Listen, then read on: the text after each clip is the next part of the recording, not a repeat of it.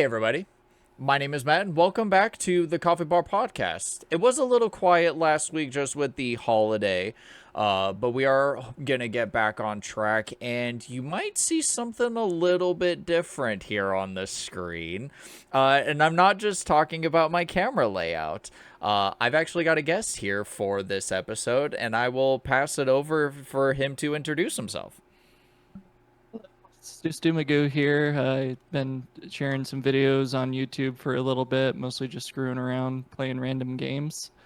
I did come here prepared to the Coffee Bar channel with a cup of tea because every time he's recording or streaming, the Coffee Bar is always drinking tea, and I think that's just the gag of the channel is we're here to drink tea.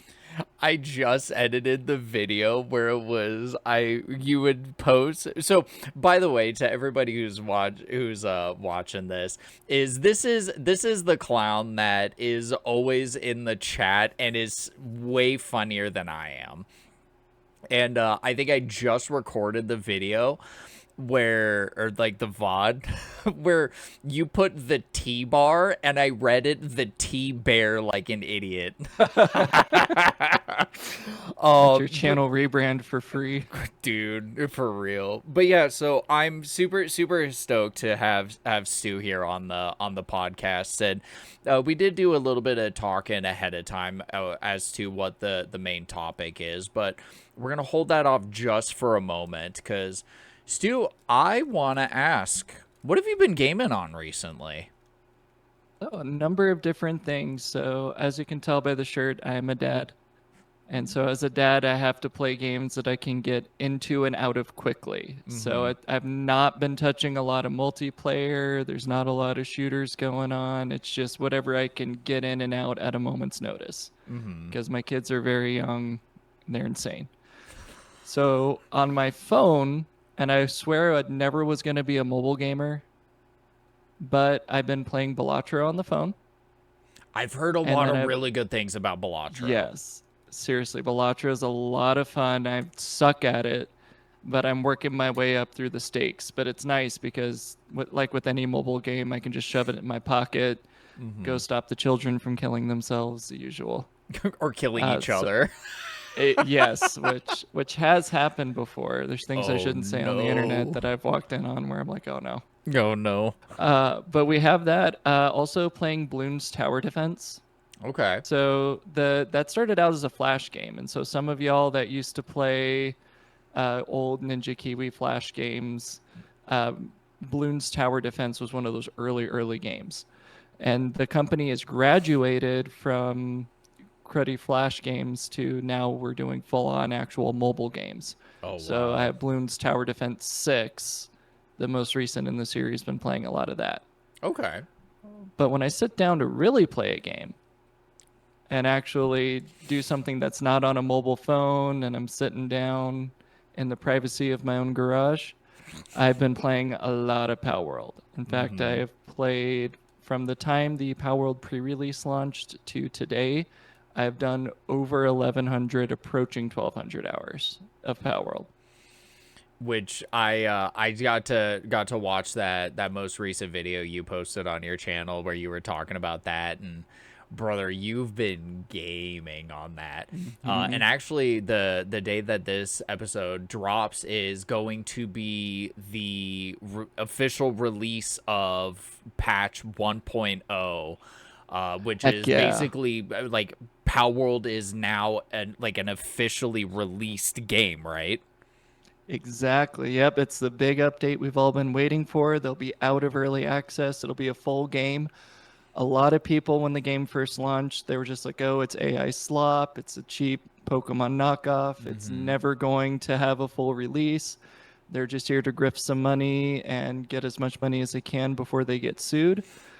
Well, they did get sued, but they're actually winning their case. And so they're fighting off the lawsuit. They're launching 1.0. They're launching a trading card game. There are action figures. There's plushies. So all of these things are coming off, and they already have spin-off games announced, one of which started as an April Fool's joke and is now actually announced as a full game.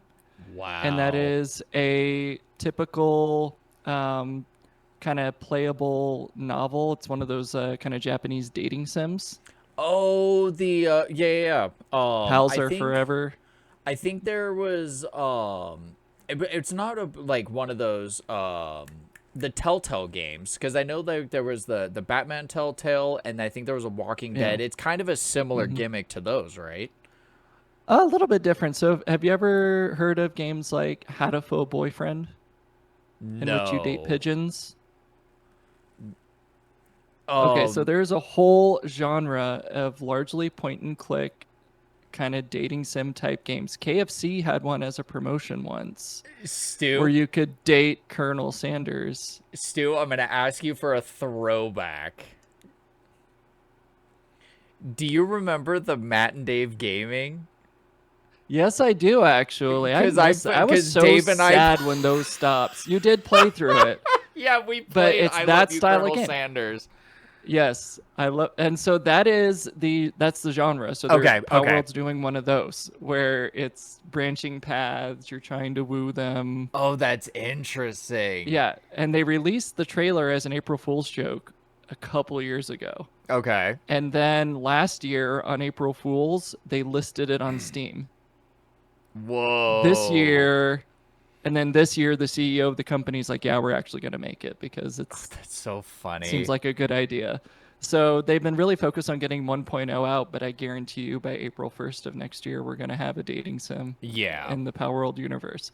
But they're building a whole brand, is really what it Oh, is, yeah. and I think it's the first real competition in the creature catcher space. Mm-hmm. I mean, it's like their biggest competition since Digimon. Yeah. Yeah, And I as much think as I I would love be inclined Digimon, to agree. and like as much as I love it, Same. and Digimon's near and dear, yes, to my heart. Like I just Digimon stuff all over. I think my kids have my Gen 2 Digivice. Yeah. I actually have them watching the OG series on Blu-ray. I have all the Blu-ray Let's box sets, go.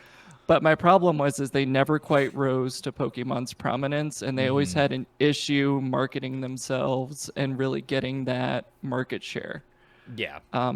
So I think, and I might be fanboying a little bit, but I do think that Power World has the ability to kind of grow beyond just this kind of knockoff, quote unquote, Pokemon with guns, Yeah. and actually grow to be something very cool. Yeah. I am going to address. Oh, go ahead. No, I was just gonna say is because I do remember, I think it was the first ever announcement of Power World. It was very, very infancy stages, and I want to say that was like 2020 was the first time that it was announced, and it kind of was very, very much perceived as kind of oh, it was kind of like oh, this YouTube video is sponsored by Palworld, and it was like the very early stages was like 2020, 2021 kind of era. And Whew. it very much felt like it was kind of just a novelty. And being that I've played it now for, it was actually you and I played it for a couple of hours, is I I haven't fully been sold on it, and it's partially I kind of look at it from the perspective of the there's a certain point when open world games kind of lose me, just because I kind of need a little bit of direction in how I'm in what I'm supposed to be doing in the game, and it doesn't really feel like there's that in Power World at the moment. But once 1.0 Yeah. drops, as I'm sure there's going to be like a little bit of a storyline, there's going to be lore, they're going to kind of be able to build on what it is that they established during the early access, and had the now probably 5 years or so to establish this now booming IP. I'm curious to see kind of how the IP shakes out, just because there are the kind of the two avenues that Power World seems to really fill, and it's you have the creature capture side with like the pals and the pal orbs, I think they were called. It's Spheres. Pal Spheres, excuse me. So you have like that aspect of the franchise, but then you also have like the arc survival type of thing. Hmm. So you have these two different avenues that the game is trying to satisfy, and you kind of look and go, this shouldn't work together, but it does. Hmm. And you've also got these other different things, like you've got the sort of raid bosses, your mini bosses, your this that as you're going through. So 1.0, I know you've been a huge champion for Palworld in my server, and there's a couple other people that are kind of like, people play Palworld in here. Seriously. Well, I think I was the one. I kind of forced it. I think I demanded. I'm like, I need a Power World sub channel Yeah, on here. Stat. I think the first message in that channel is only here because Stu asked. Yep. Yeah. And I've done nothing but spam and fill it. And the game went really quiet before they announced the 1.0 release date Hmm. this past June. So the game went dead quiet from like January through May. And I was super concerned. I'm like, oh, it got real quiet in Yeah. here. They said 1.0 is coming this year. I don't know when it's coming. Right. And so for a while it was pretty dead, but now they're really doing the big push. Hmm. And you mentioned, because there are several points that I wanted to address at the same time, but the one I'm going to pick is where the franchise goes. I see this going one of two ways. Okay. One, this is going to be a flash in the pan. This is as big as it's ever going to get. We're all going to have fun. We're going to LOL, play it. You know, maybe someone's going to pick up the dating sim. Maybe someone's going to pick up their kind of Harvest Moon redo Pal Farm, which they Hmm. announced right when Pocopia was announced. Oh wow. People might pick that up, but this could be the flash in the pan where Yeah. it gets really popular. We're going to buy the card game, and then we're just going to suddenly burn out and nothing happens. That's Almost like one. Palworld kind of run out of Mhm. steam.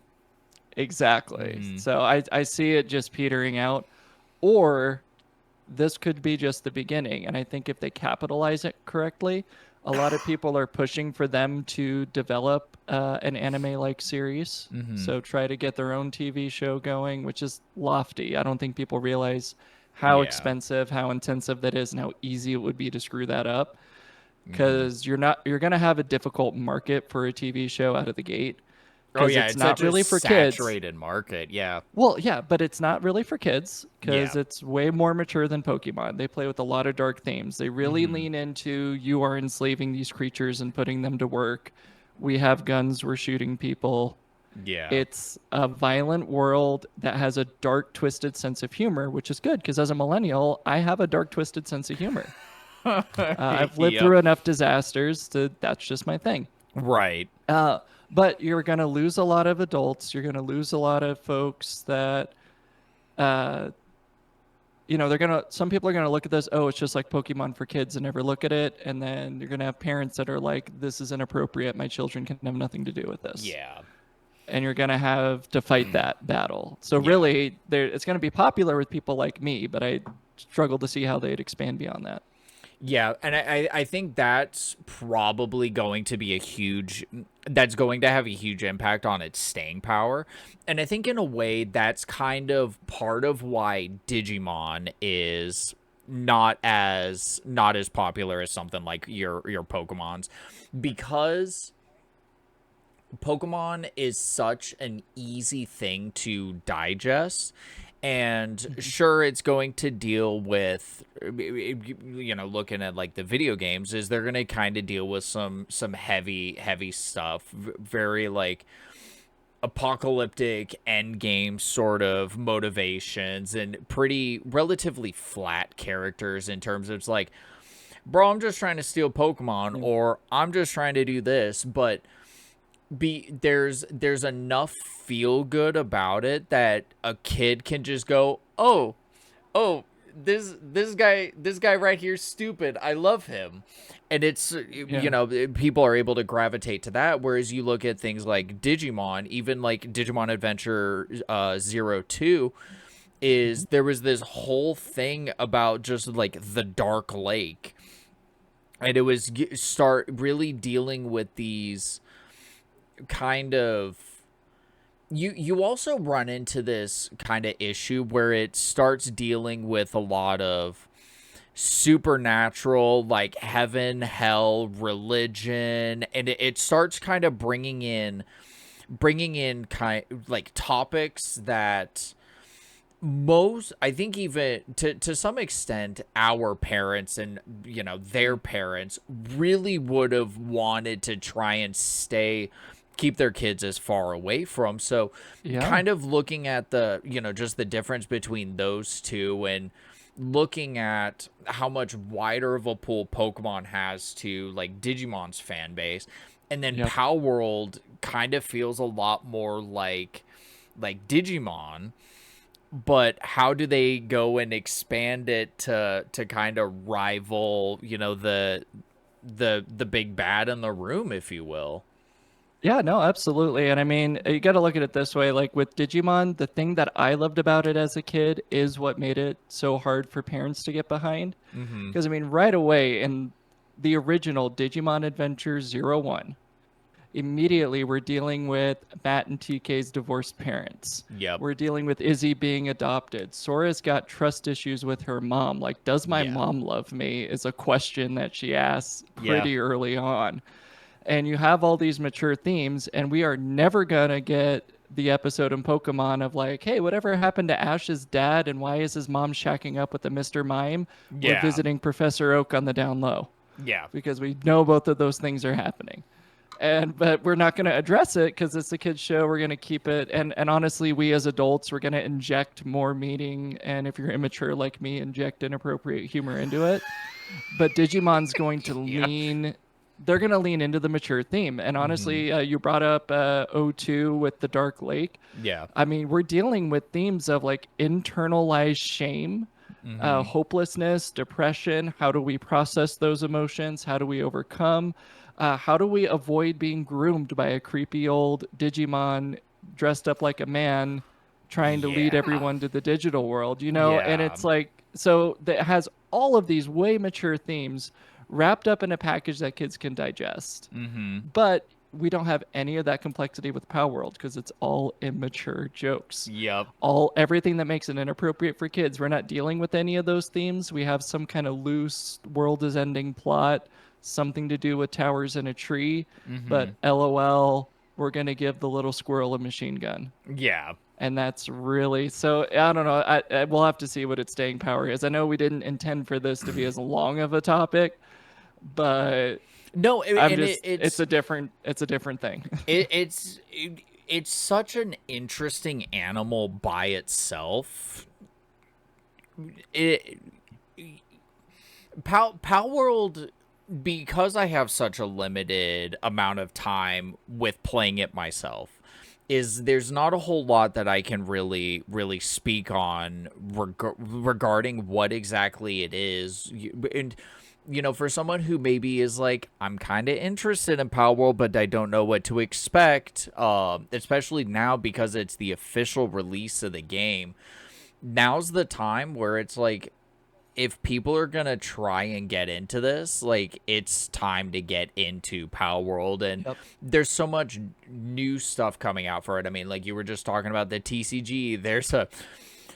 The thing that's blowing my mind though is, how is the dating sim gonna work? I have They no have two idea. trailers. Watch the trailers. The trailers, I think, lay it out perfectly. That's gonna be an after the podcast Yeah, just thing, but I like encourage you it's watch a the trailers for that. crazy. Yeah, and watch the trailer for Pal Farm too, because it really Okay. is like a it's very much a Harvest Moon or an Animal Crossing type of game, Mm-hmm. and so they have one of those in the works too. But I don't know. We'll just have to see what they do with it and where they Yeah. go. Like I said, it's gonna struggle to find a staying audience. I think it's the main reason it's as big as it is that Nintendo pissed a lot of people off, Yeah. and it's equally like more like running to this because I'm mad at Nintendo, not just on its own merits. Yeah. And it's true. Nintendo's done a lot of crappy lawsuit stuff. They shut down all our emulators. They shut Mm-hmm. down modding your own console or being able to rip your own games. Yeah. They're going after every single, like, we've had lots of high profile lawsuits, and all of the old ROM sites are gone. Yep. There's been So, a and lot of all, like C and D stuff as well. yep. And I'm not gonna lie, I may be a little bit incendiary, but unfortunately, I think the last 2 or 3 generations of Pokemon games have been a little lackluster and a little disappointing. It's not that they're bad games; they're Mm-hmm. good games. They innovate in their own ways, but you can look at almost like a lack of effort. Yeah. And it's not just the hardware; it's the amount of care they're putting into the game, and the what are they doing with the graphics. It doesn't have to Mm-hmm. look, nobody wants photorealistic Pokemon, but when you don't even have ambient occlusion until your Switch 2 release, and we got a trailer for the upcoming Pokemon generation, and everyone in the trailer's like, is that ambient occlusion lighting that we've had for 20 plus years in the gaming Yeah. sphere? I mean, that's Nintendo, I think, got very lazy with it. And there's only so many times you can put out a game like that until people are just like, well, why am I paying you now closer to $80 a game? Yeah.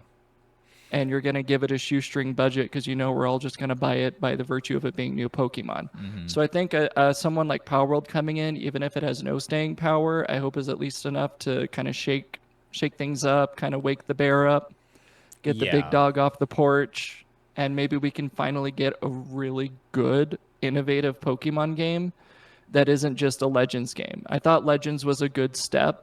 Yeah. It's got pluses and minuses to it, but that's really their kind of open world arc answer.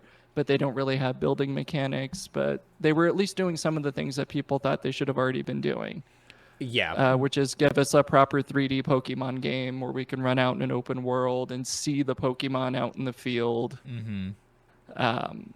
So they're starting to do it, but I want to see what different directions they can take it in and not just relegate that to a Legends title. Like, give us something new that's true to origin, but innovative as well.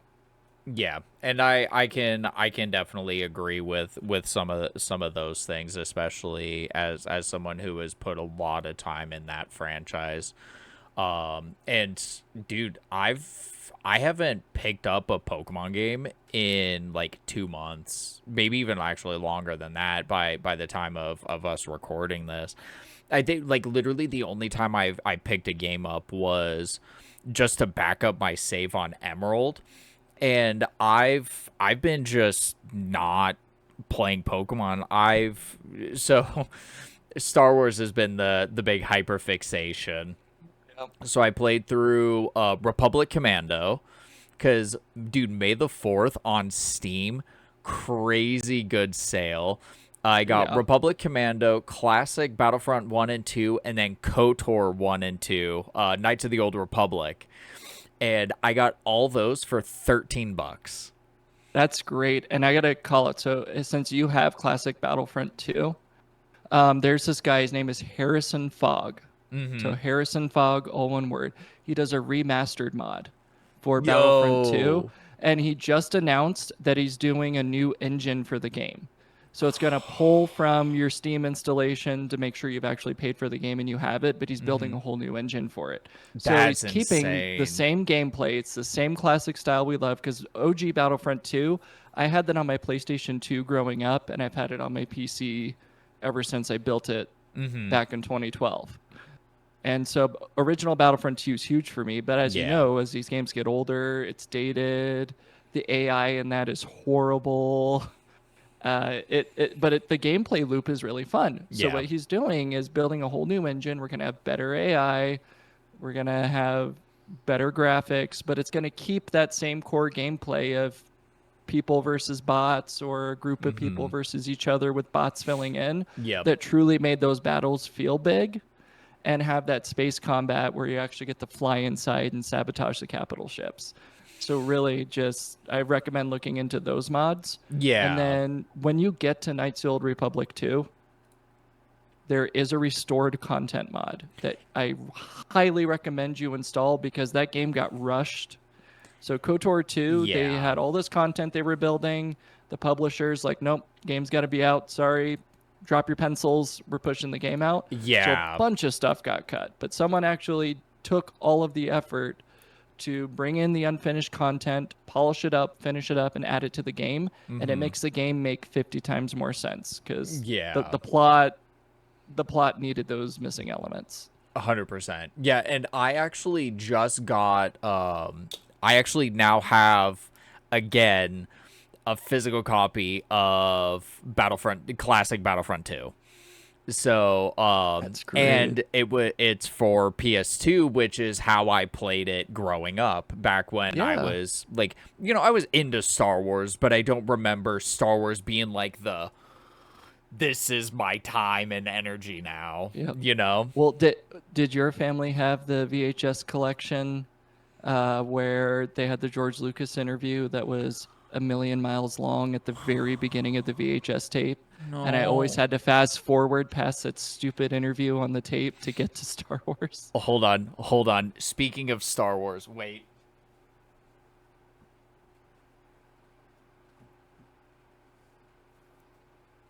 So this I got recently. I was just trying to kill an Amazon gift card just so that way I could just like not have it. But I got this book, Hello. which was released in 2024, and it's super cool because the way that all the writing and stuff is, Hmm. it's from Rex's point of view.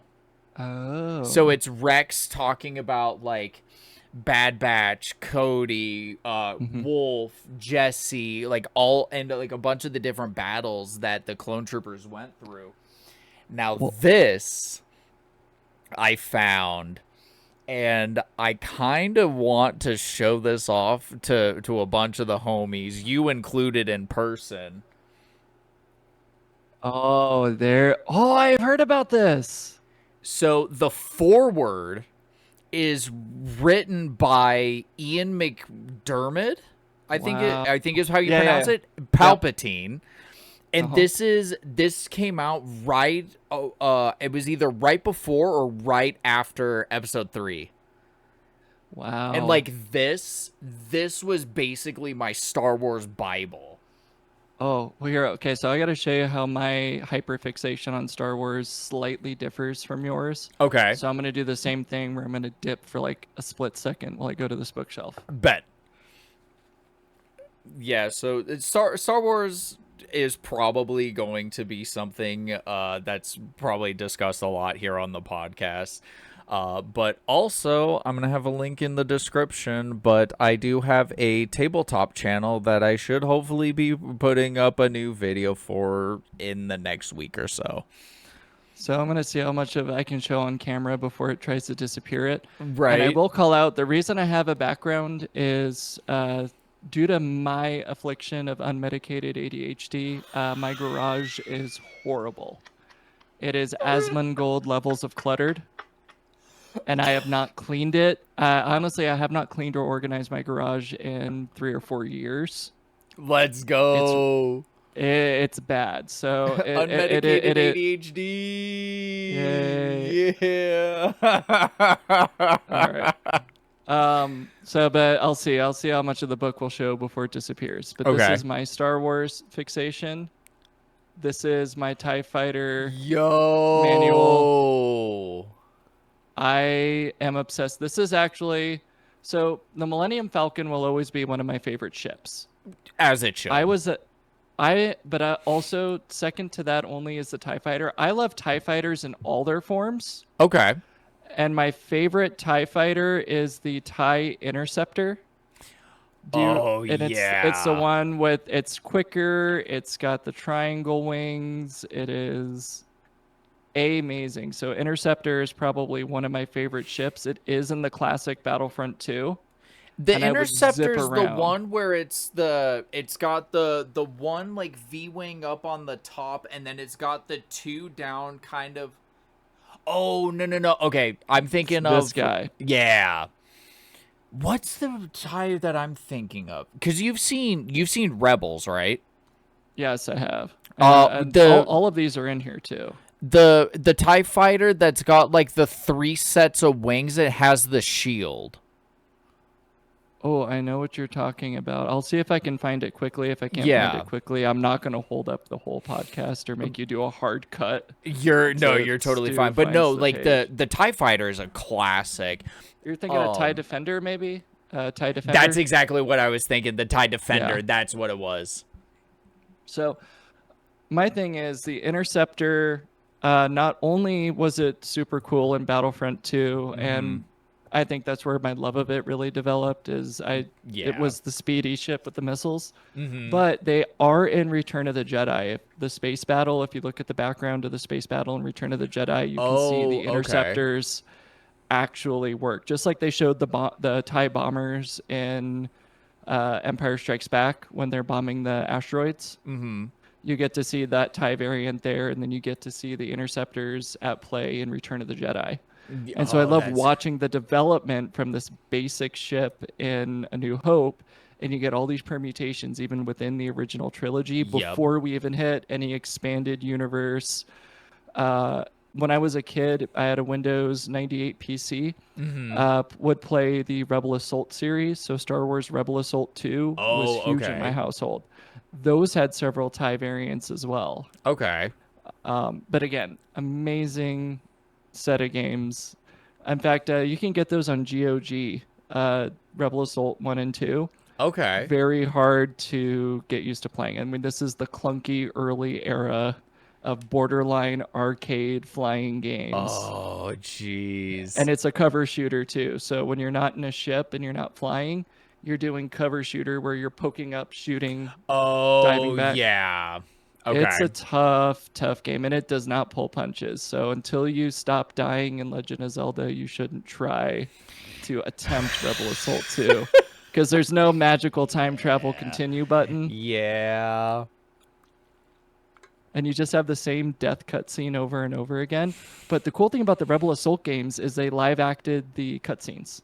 So you have Oh, these that's really compressed sweet. videos, and it's all live video. Oh, that's so Uh, cool. yeah, no, that was a great series of old Star Wars game. Man, I'm showing my age. Yeah. So, I do have a question just before we kind of wrap up the Star Wars conversation, but dude, now that I think about it, I don't even know what my favorite ship in Star Wars is. I've been going through kind of like a personal Star Wars renaissance in a way.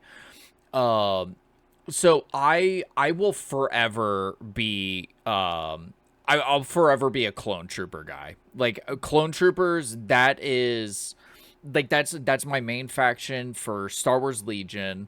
Those I anytime a clone trooper hits the screen, I'm like, yo, there's my boys. Because the Jendi Tartakovsky Clone Wars, Yeah. that was made such a huge impact on me as a kid, and at that point, I'm like, this is my group, but I've really become, whereas like growing up I was very much a prequel trilogy. I'm an OG trilogy now.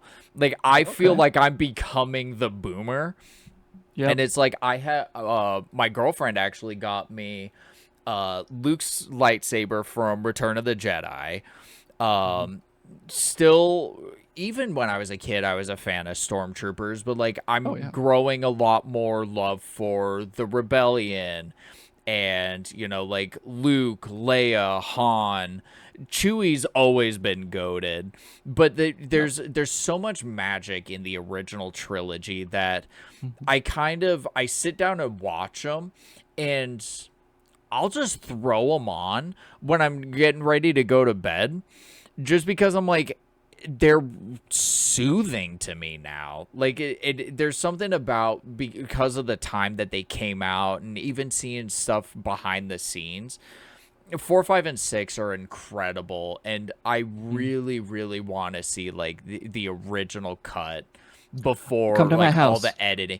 Come to Shut my house. So, up. so what I own. So these cost hundreds of dollars on eBay now. But Uh I huh. used to work for a big box retailer that wore red and khakis.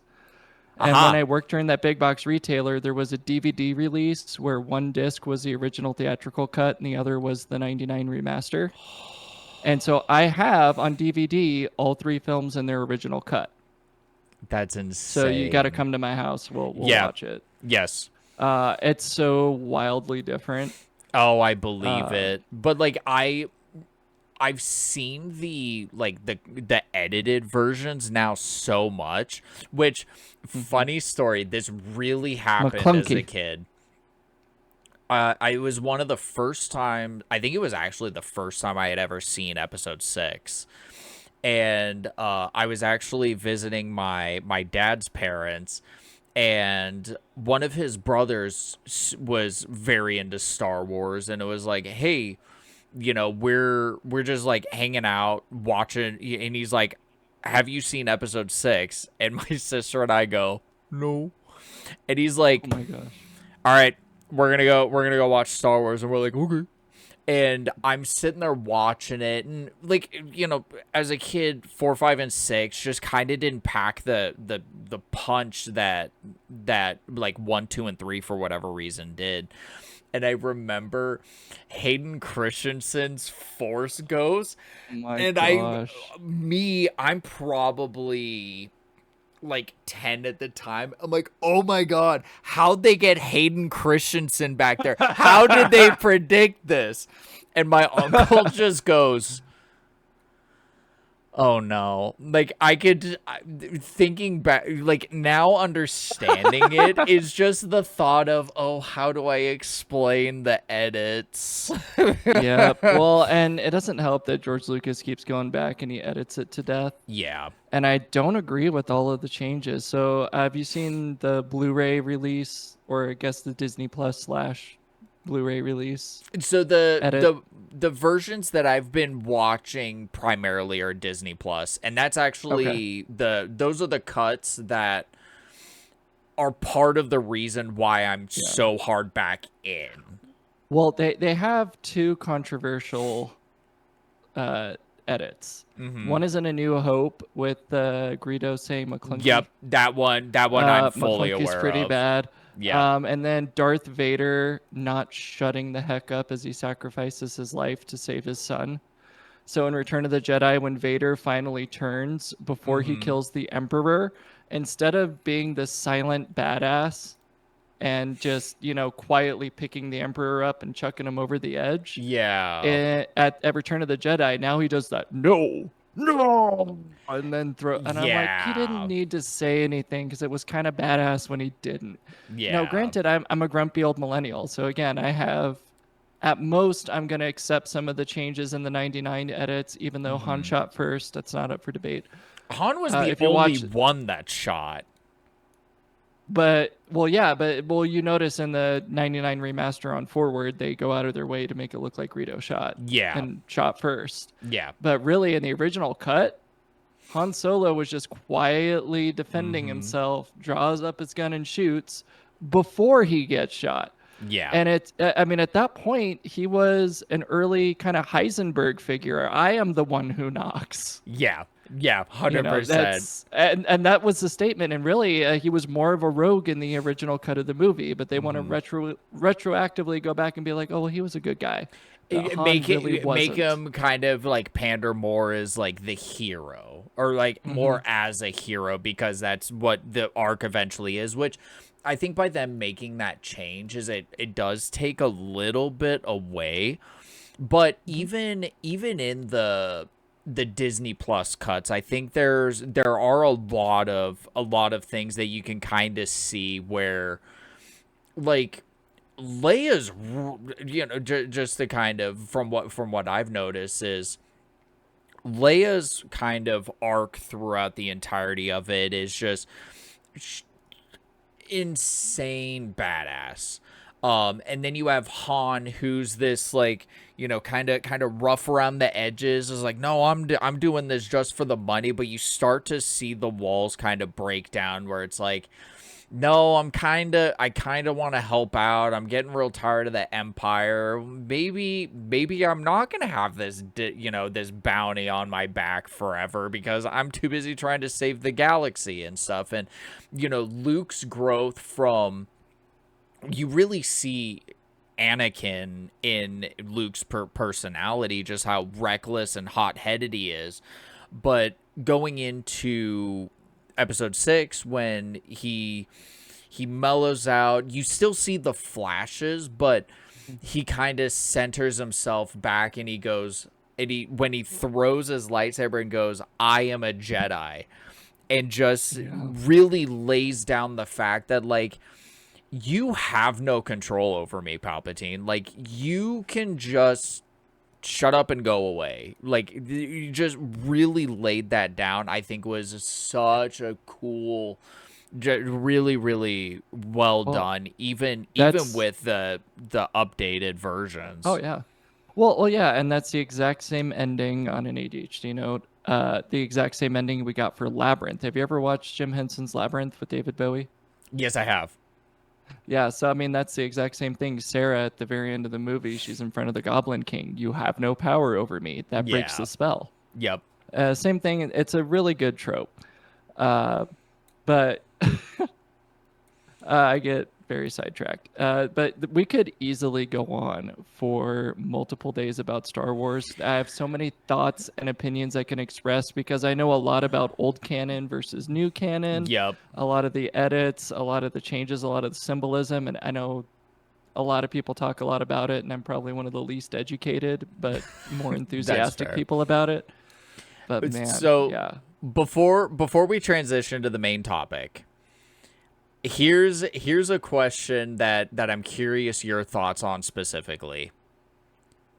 Favorite movie? Favorite movie. Ooh, I got caught off guard with that because that does change based on what I'm currently obsessed with. And it updates For specifically frequently. for Star Wars though. Oh, for Star Wars. Yeah, yeah. Okay, that helps. Okay, I was just like Yeah. reaching out, like where is my heart right now? Okay. Favorite movie for Star Wars? I think that one is a bit of a toss up, and this is going to be a little controversial. So I think as far as the original trilogy goes, I'm going to be a New Hope guy. Okay. I had the most fun childhood memories of it. I really liked A New Hope. I know Empire Strikes Back is the better technical movie, Mm-hmm. but A New Hope just does it for me. You have a lot of your classic scenes, Tatooine. I used Yep. to have Luke's sand speeder as a toy, so I had that. Um, but I think what's almost as good, if not better, is Revenge of the Sith. I think Revenge of the Sith really did it for me. And I know there's a lot that maybe felt rushed. Mm-hmm. But the honestly, the fights at the end and Anakin's fall on his turn and the Anakin Obi-Wan dynamic Yeah. in that movie, you just for me can't top it. It came out at the perfect time for me. Mm-hmm. I think I was just the right age when it hit. And despite some of the comedic elements that I might maybe complain about, that's where we first start getting comedy droids. Yeah. Even so, I still really enjoyed it. I really love what they did with it. Could it have been better? Yes, but Sure. Yeah. it was peak at the time. Yeah. Yeah, I think it came out because I think you're only like a year or two older than I am. So you and I are really, really close in age, and episode 3, I can very much stand, came out at a perfect time. Um, one of these days, dude, we'll do just like a Star Wars theme podcast, and I think that'd be a hoot. This is actually a topic that has not been talked about here on the podcast or on the channel in general. And Stu and I actually were talking about this a little bit before we were recording, but for those who may remember a stream that I did with a couple of numbnuts by the name of Grovnak and Hot Topic Hero, it was actually through Stu that I met those two. And Stu, what were we doing? We were playing Dungeons and Dragons like actual nerds. Dungeons and or Dragons. Well, Stu, something that I wanted to like, kind of preparing for this is Dungeons and Dragons falls into the tabletop RPG category. Would you agree with that? Absolutely. It was one of the first tabletop role-playing games actually derived from wargaming. So really before Dungeons and Dragons, there really wasn't that much role-playing in the hobby. Mm-hmm. It was all strategic war games like Chainmail. And Okay. Gary Gygax wanted to introduce something a little more story intensive and a little more fantasy. Like, how can I take medieval combat simulation and take it in a different direction? So how would you like provide, like, if somebody asks you what is a tabletop RPG, how would you provide that definition?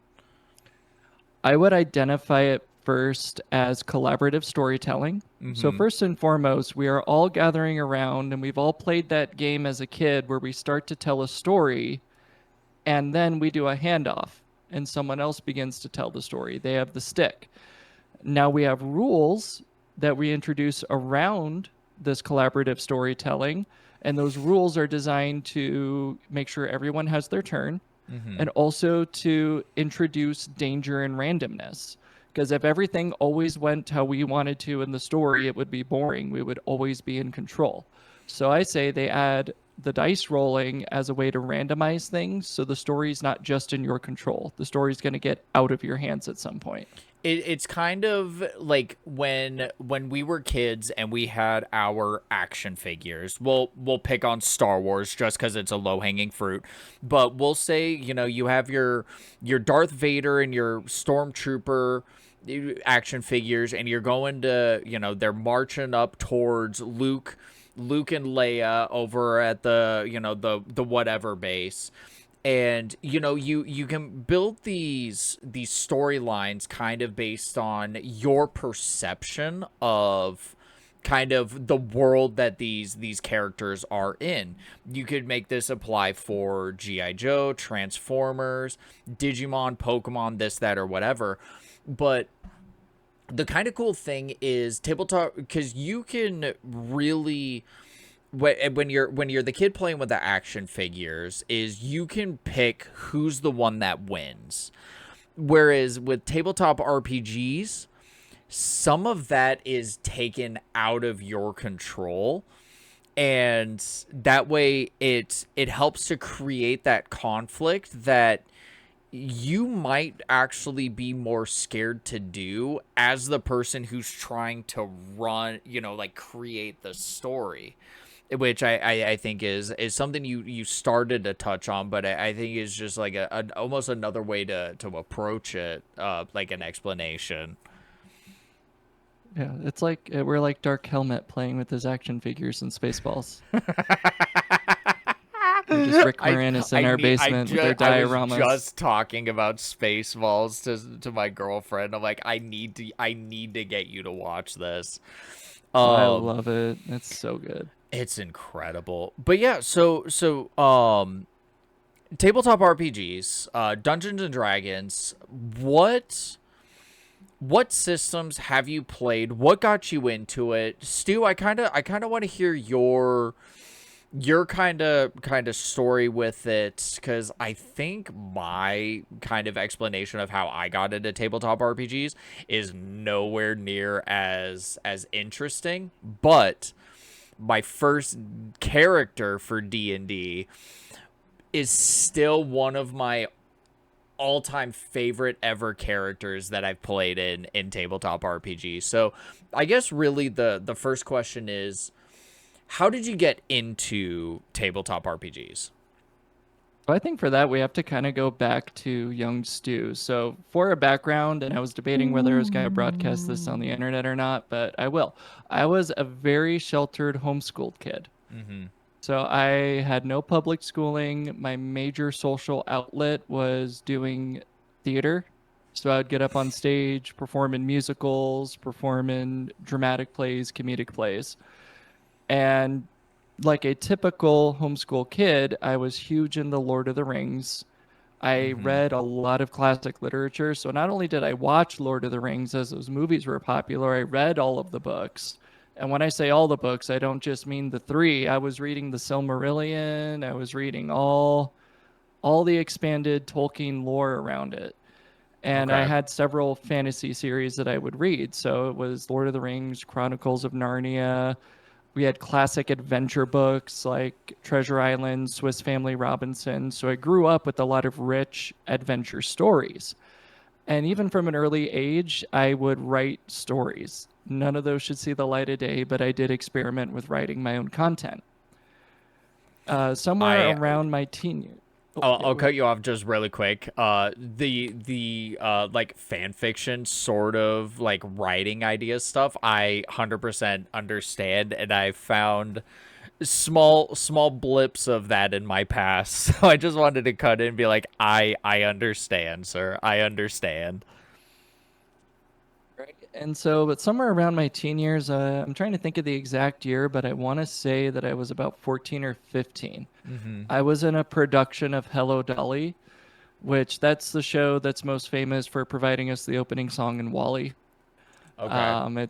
It's a great show. But one of the guys that was in it, he played Dungeons and Dragons, and this was back when 3.5 was the edition of choice. And Okay. he would talk to me about his characters. He made a shadow dancer, which was a class they had, and they had a class feature that would let them perfectly hide in any shadow.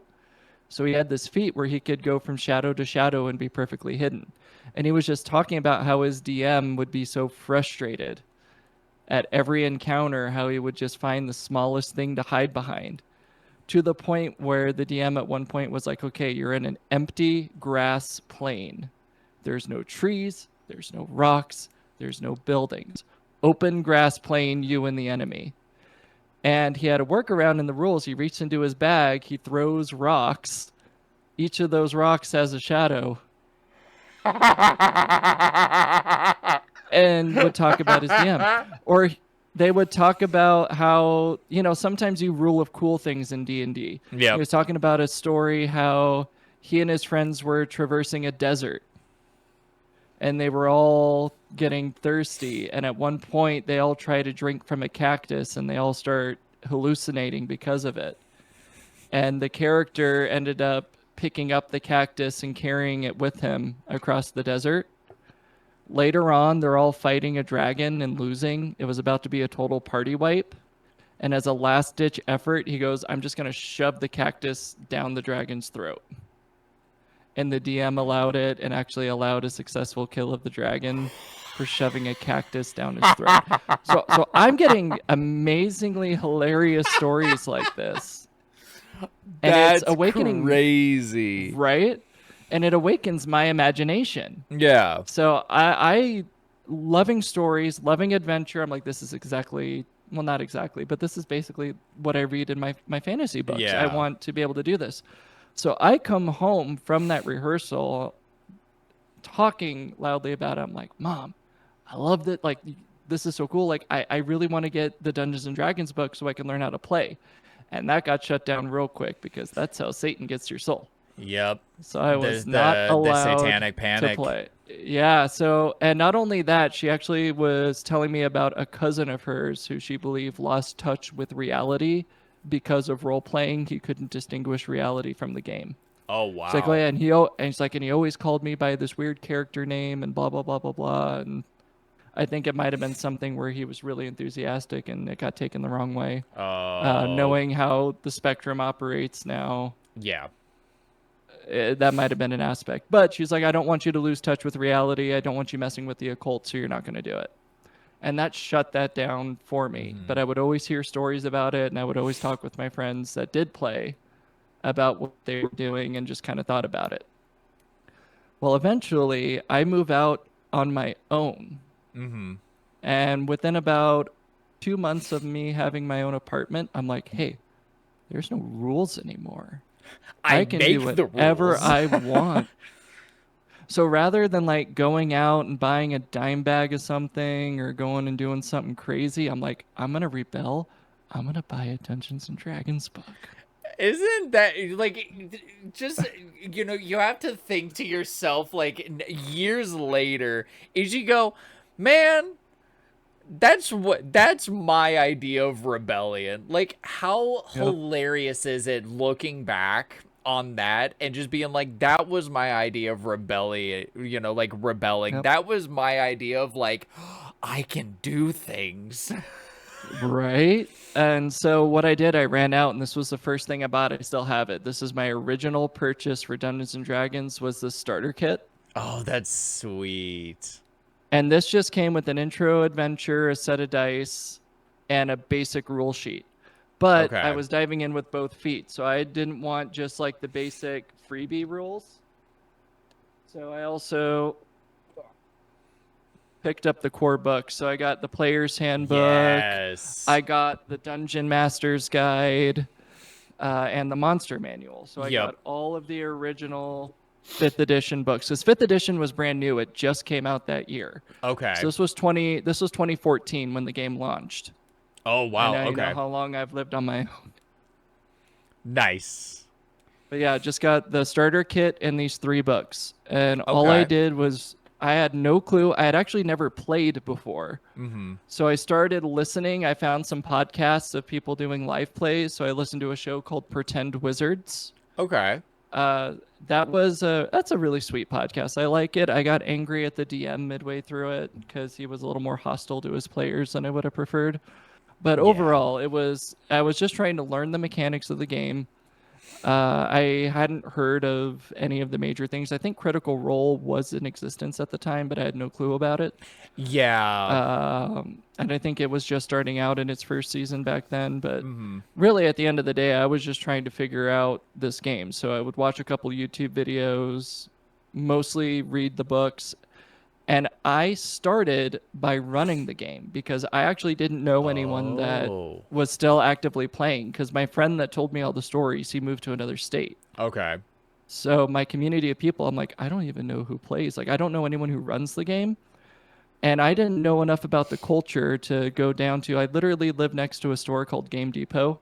Yep. I believe it's Authority now. Mm-hmm. But I literally lived behind Game Depot, and what I should have done is walked in there and been like, okay, is there a group that plays that has an opening, Yeah. or you guys?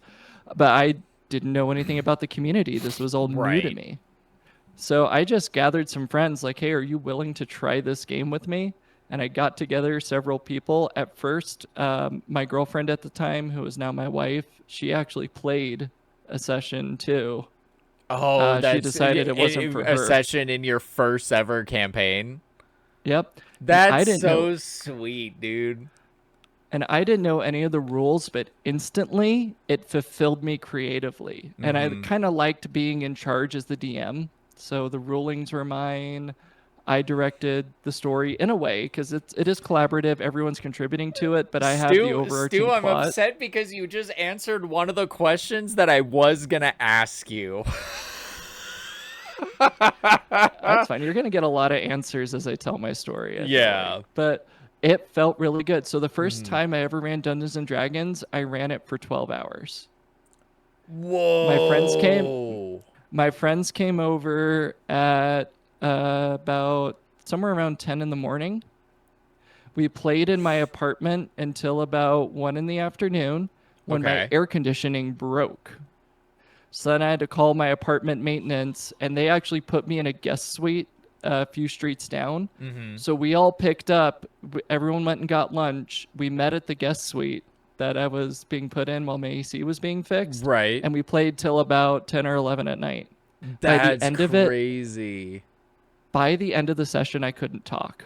I lost my voice by the end of the session because we were just playing Dungeons and Dragons. It was the Yeah. most fulfilled I had felt creatively ever. That's amazing. It was great. And so, for those that don't know, the starter set follows a adventure path called the Lost Mines of Fendelver, which is you're hired by a dwarf to deliver some goods to a town. The dwarf goes missing. You try to track him down, mostly so you can get paid, and you end up uncovering this whole mystery. Well, my favorite encounter in that is there's a goblin cave, and we think, oh, he must have been taken into the cave of goblins. Mm-hmm. So we go into the goblin cave, and the main boss in the cave is a bugbear, which is a big, hairy goblin, about 6.5, 7 feet tall, and is just this big, furry brute. One of my Yeah, players at the big time, scary thing. he was actually play testing because at the time, Wizards of the Coast had released test rules for the Azamar race, which are essentially these angelic beings or fallen angelic beings, depending on how you play them. Hmm. And so he was playing as one of these angelic beings.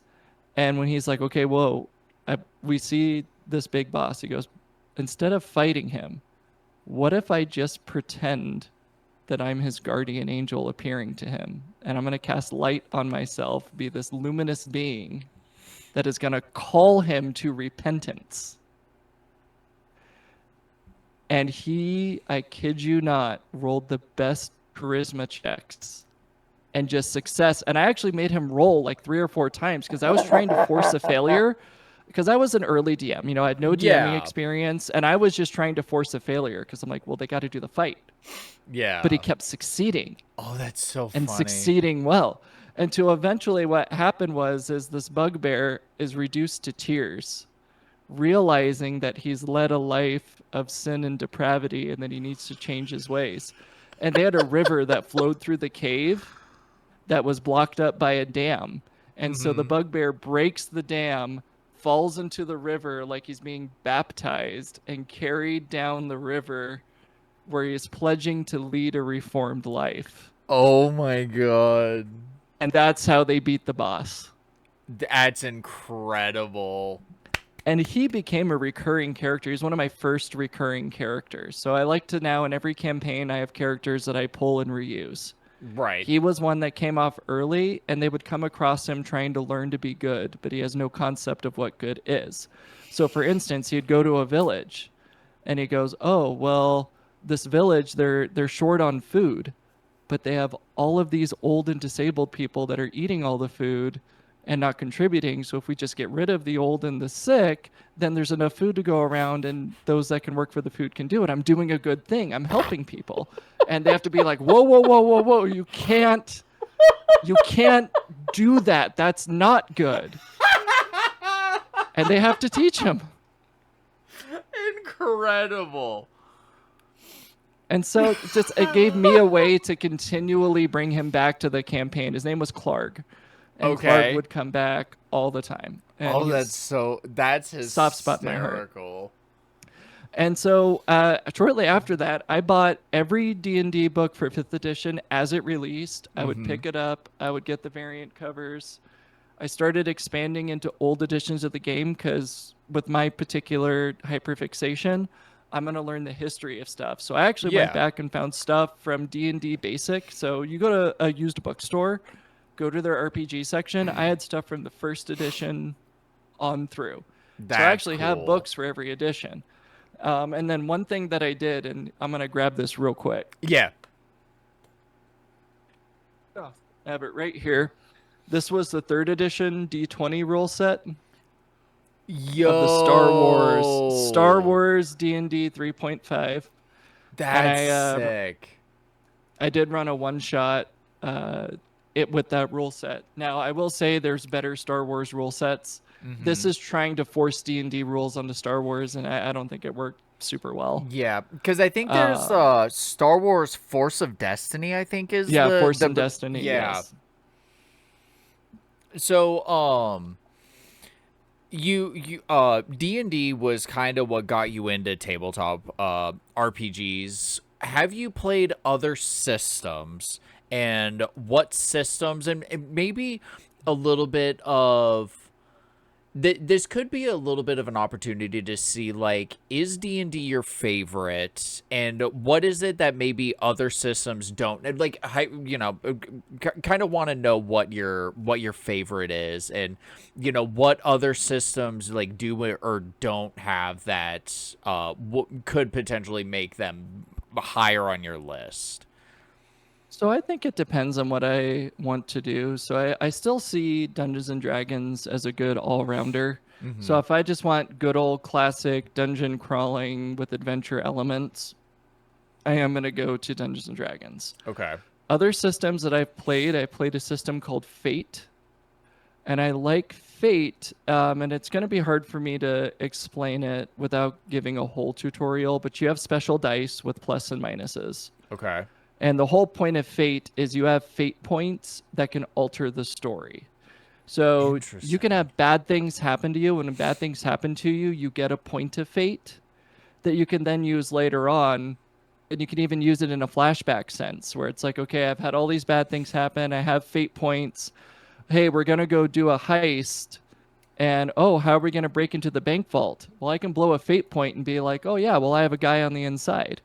And Huh. you can bring that into the story spending your fate points. So I really love Fate for that creative element Mm-hmm. of being able to impact the story or having consequences not necessarily be bad.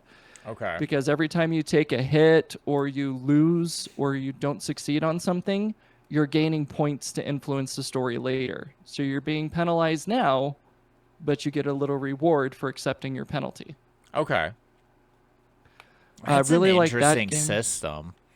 Oh yeah, I highly encourage like look up any tutorial on Fate.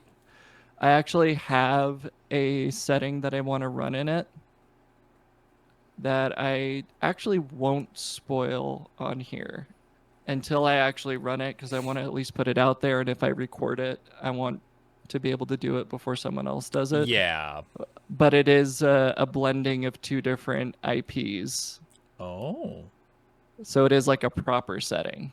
That's cool. Okay. Yep. And so we have that. Another system that I played that I haven't played it as much as I want. I only got to play it one time. Mm-hmm. There's a podcast called Nerds on a Roll, and I was part of their Patreon, and I won a drawing to play RPGs with them. Oh, And we played sweet. over Discord. Well, the system that they ran for me is called Feng Shui 2, Hmm. and it so that comes with some baked in lore, but you can choose to ignore the baked in lore if you really want to. But the game is built to be like a movie. So when Okay. you take your turn, say that we're in a combat, what you want to do on your combat is measured in camera shots.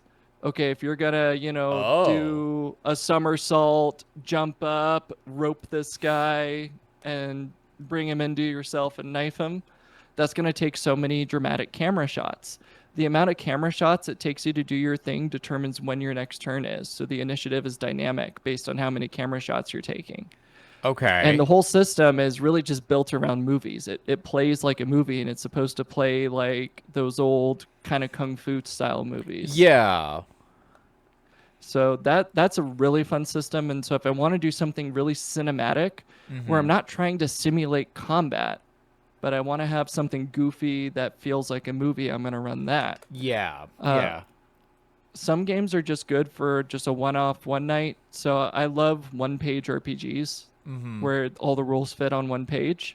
Yeah, My one favorite page single rules page is one. even really popular for tabletop Mhm. miniature gaming. Exactly, and there's two that are really cool. My favorite though is called Honey Heist. Mm-hmm.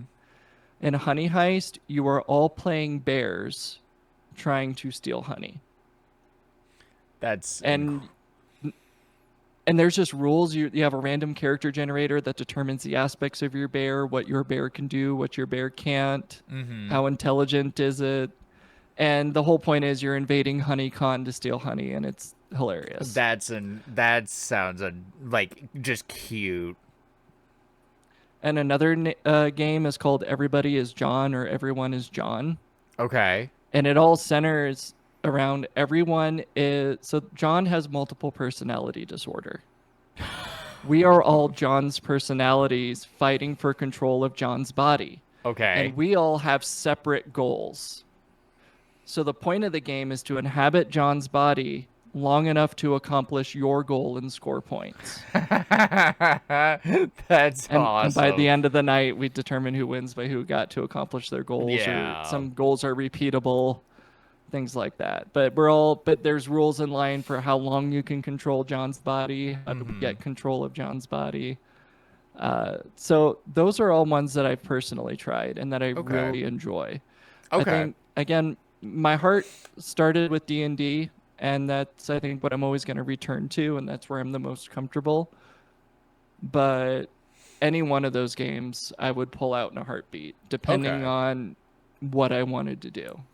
Yeah, that makes sense. Maybe like some maybe it's a situation where it's like you're not really looking to try and pick up like a full D&D campaign. Like even D&D one shots can be a little bit of extensive for preparation for, but it sounds like some of the other ones are a little bit easier to just like pick up and go, where Yes. you're not having to, all right, what's the name of the Yeah, continent, what's exactly. the name, where are we Right. starting, how many players, because like tabletop Right. What RPGs, level are we? what What, you level know? are we? Oh, I know that's So, yeah. getting campaigns started is definitely a rough kind of go. So it's kind of even once the campaign started is like keeping people continuously coming to, and like there's Hmm. always the meme that related to tabletop RPGs and D&D where it's like, hey, I have this really cool idea for a D&D campaign, who wants to play D&D? Hey, I want to play D&D, when are you available? I don't know. It's just the I know. story of just like Well, tabletop that's my RPG current players. campaign. So my current campaign, all of us players are parents, with the exception of like one or two people. But for the Okay. most part, we're a group of dads playing. That Nice. means we play once a month, maybe. Yeah. And sometimes it's every other month. So we don't have a weekly game. Mm-hmm. It's hardly even monthly. Yeah. But we do get together, we play. I try not to go too long between sessions because I'm actually running a setting that the first time I tried to run it was 2019 and it Okay. bled into 2020. And I like to say COVID killed my campaign. Yeah. Yeah, that checks out. And it was with a group of people from work. And the main reason that campaign worked is we all worked in the same office. We could all drive to my house and Oh, we hold could on. play. I think I fun fact, Stu and I used to work together. I think that was the campaign you were in that was actually when you and I first met, and Yep. I was like, "Hey Stu, you play D&D?" And you, or no, I think it was I was talking to the person I was shadowing, and I'm Yep. like, yeah, da da da D&D. Oh, I play D&D. He's our Yeah. DM, and you just turn around and Yep. go, "You play D&D too?" We all found each other. We Yeah. all found each other, and then you're like, "Well, I'm kind of in the middle of a campaign." I'm like, "No, no, no, you're good, you're good." And it was like a year. It was like a year and a half after that, because I think you were like, like you were still running through that one, and then everything with the pandemic, and then you're like, well, I have a thought. Well, I have an idea for a campaign you want in. I said, yeah.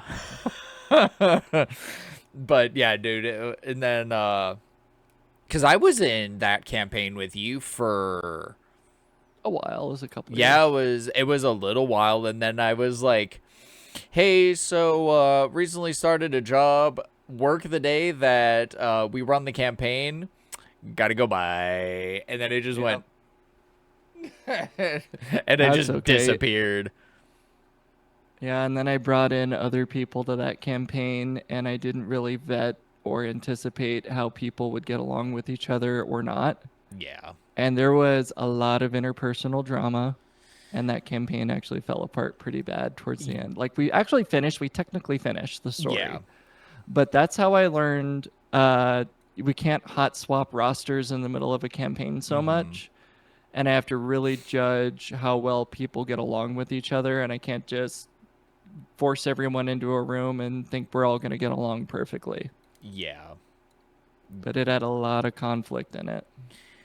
Yeah. As someone who saw a little bit of it before I left, I can completely kind of understand, and just hearing stories about what had happened after I left, and I think there was I think I like had a day off or something where I got to like come and hang out for just like a set, or like I got to stop by for a session just to kind of see what was going on. And there was quite a bit of change in the group, but it was your setting was really, really neat. You know, like it was.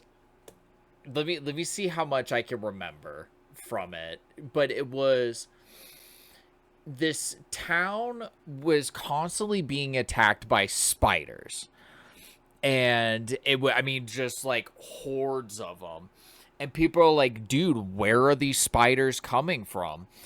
And we investigated one of the like corpses of the spider, or maybe it wasn't the corpse, but it was like a spider had come up, and instead of it having creepy spider eyes, it had human eyes. And so we all kind of looked at each other and went, well, that's weird. And we ended up finding this wizard in a tower, you know, normal fantasy stuff. The crazy spellcaster guy in a tower told us to go to the Underdark. And I think it was between that and when we actually went to the Underdark that we did the super cool anime the anime magic school arc, where of course me, being the baddest bitch in the West, I signed up for the wizard school, and I was doing so good that one of the teachers was going to try and commit actual crimes against me. And we the number the campaign was, as there were a lot of things that if it came to light, we'd all probably be thrown in thrown in the canceled bin, because there was some dumb stuff we did in that campaign.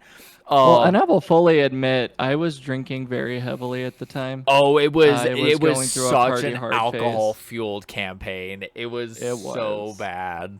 But like Yeah, I wasn't fully an adult really for that yeah, campaign. but I like was still.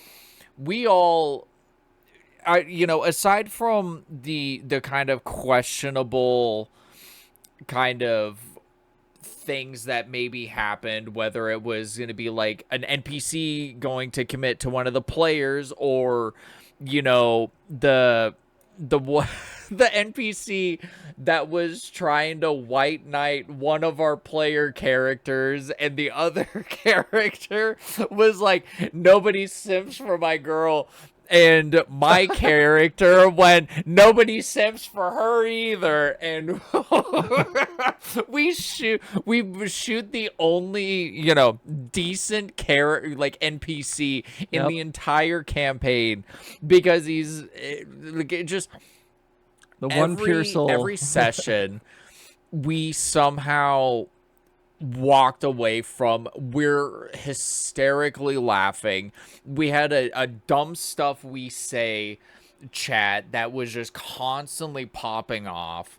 Like, there was just so much that happened in it that we laughed. It was probably a situation where Stu had to sit down, do one of these numbers, because he's like, what have my players done? And it Right. kind of reinforced the sort of stereotype and the rule that a player's responsibility is to make the DM's life hard.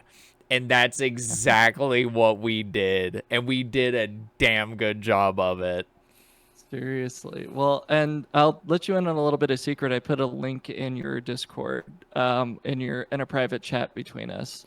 But Ooh. the origin of that setting, I actually backed on Kickstarter. Oh, It no was just the kidding. village. So it was just the village, and it was like a little adventure seed. Mm-hmm. But I built the world around it. So the town and the magic school and everything, the larger world that we began to inhabit, Mm-hmm. I built around it. And it was just little levels 1 through 5 intro adventure.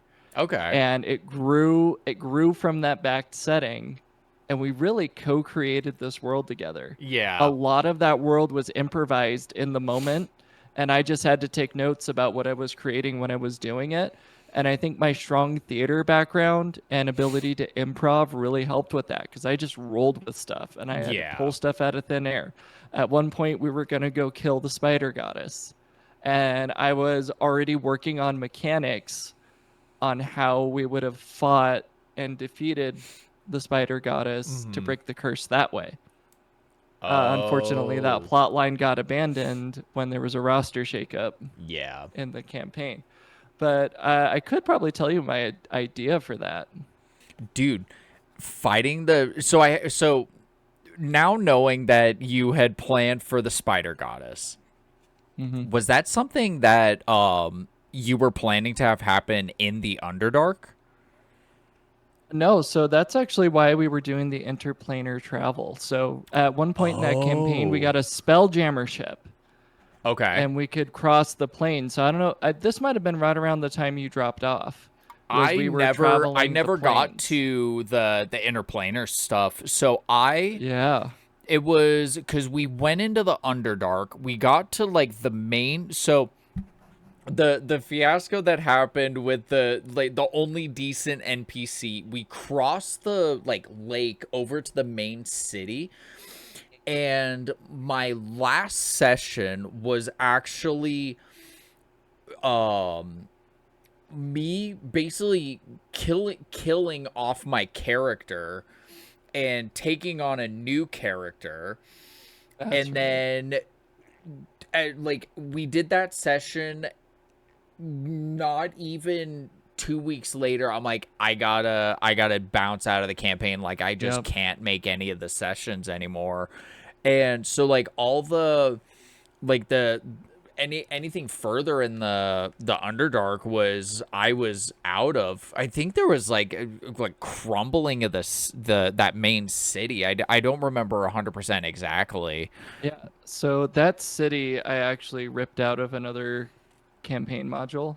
Mm-hmm. I don't have it on me, but it was the oh shoot, what did they call that campaign? It was oh my gosh, I'm blanking on the name. It was the second campaign they put out for 5th edition. And it takes place entirely in the Underdark. It's an Underdark campaign full of Oh, demon okay. lords. I have it right next to me. Let me. It wasn't because I know I've got a couple of Out of the books. Abyss. Out of the Abyss. Oh, okay, okay.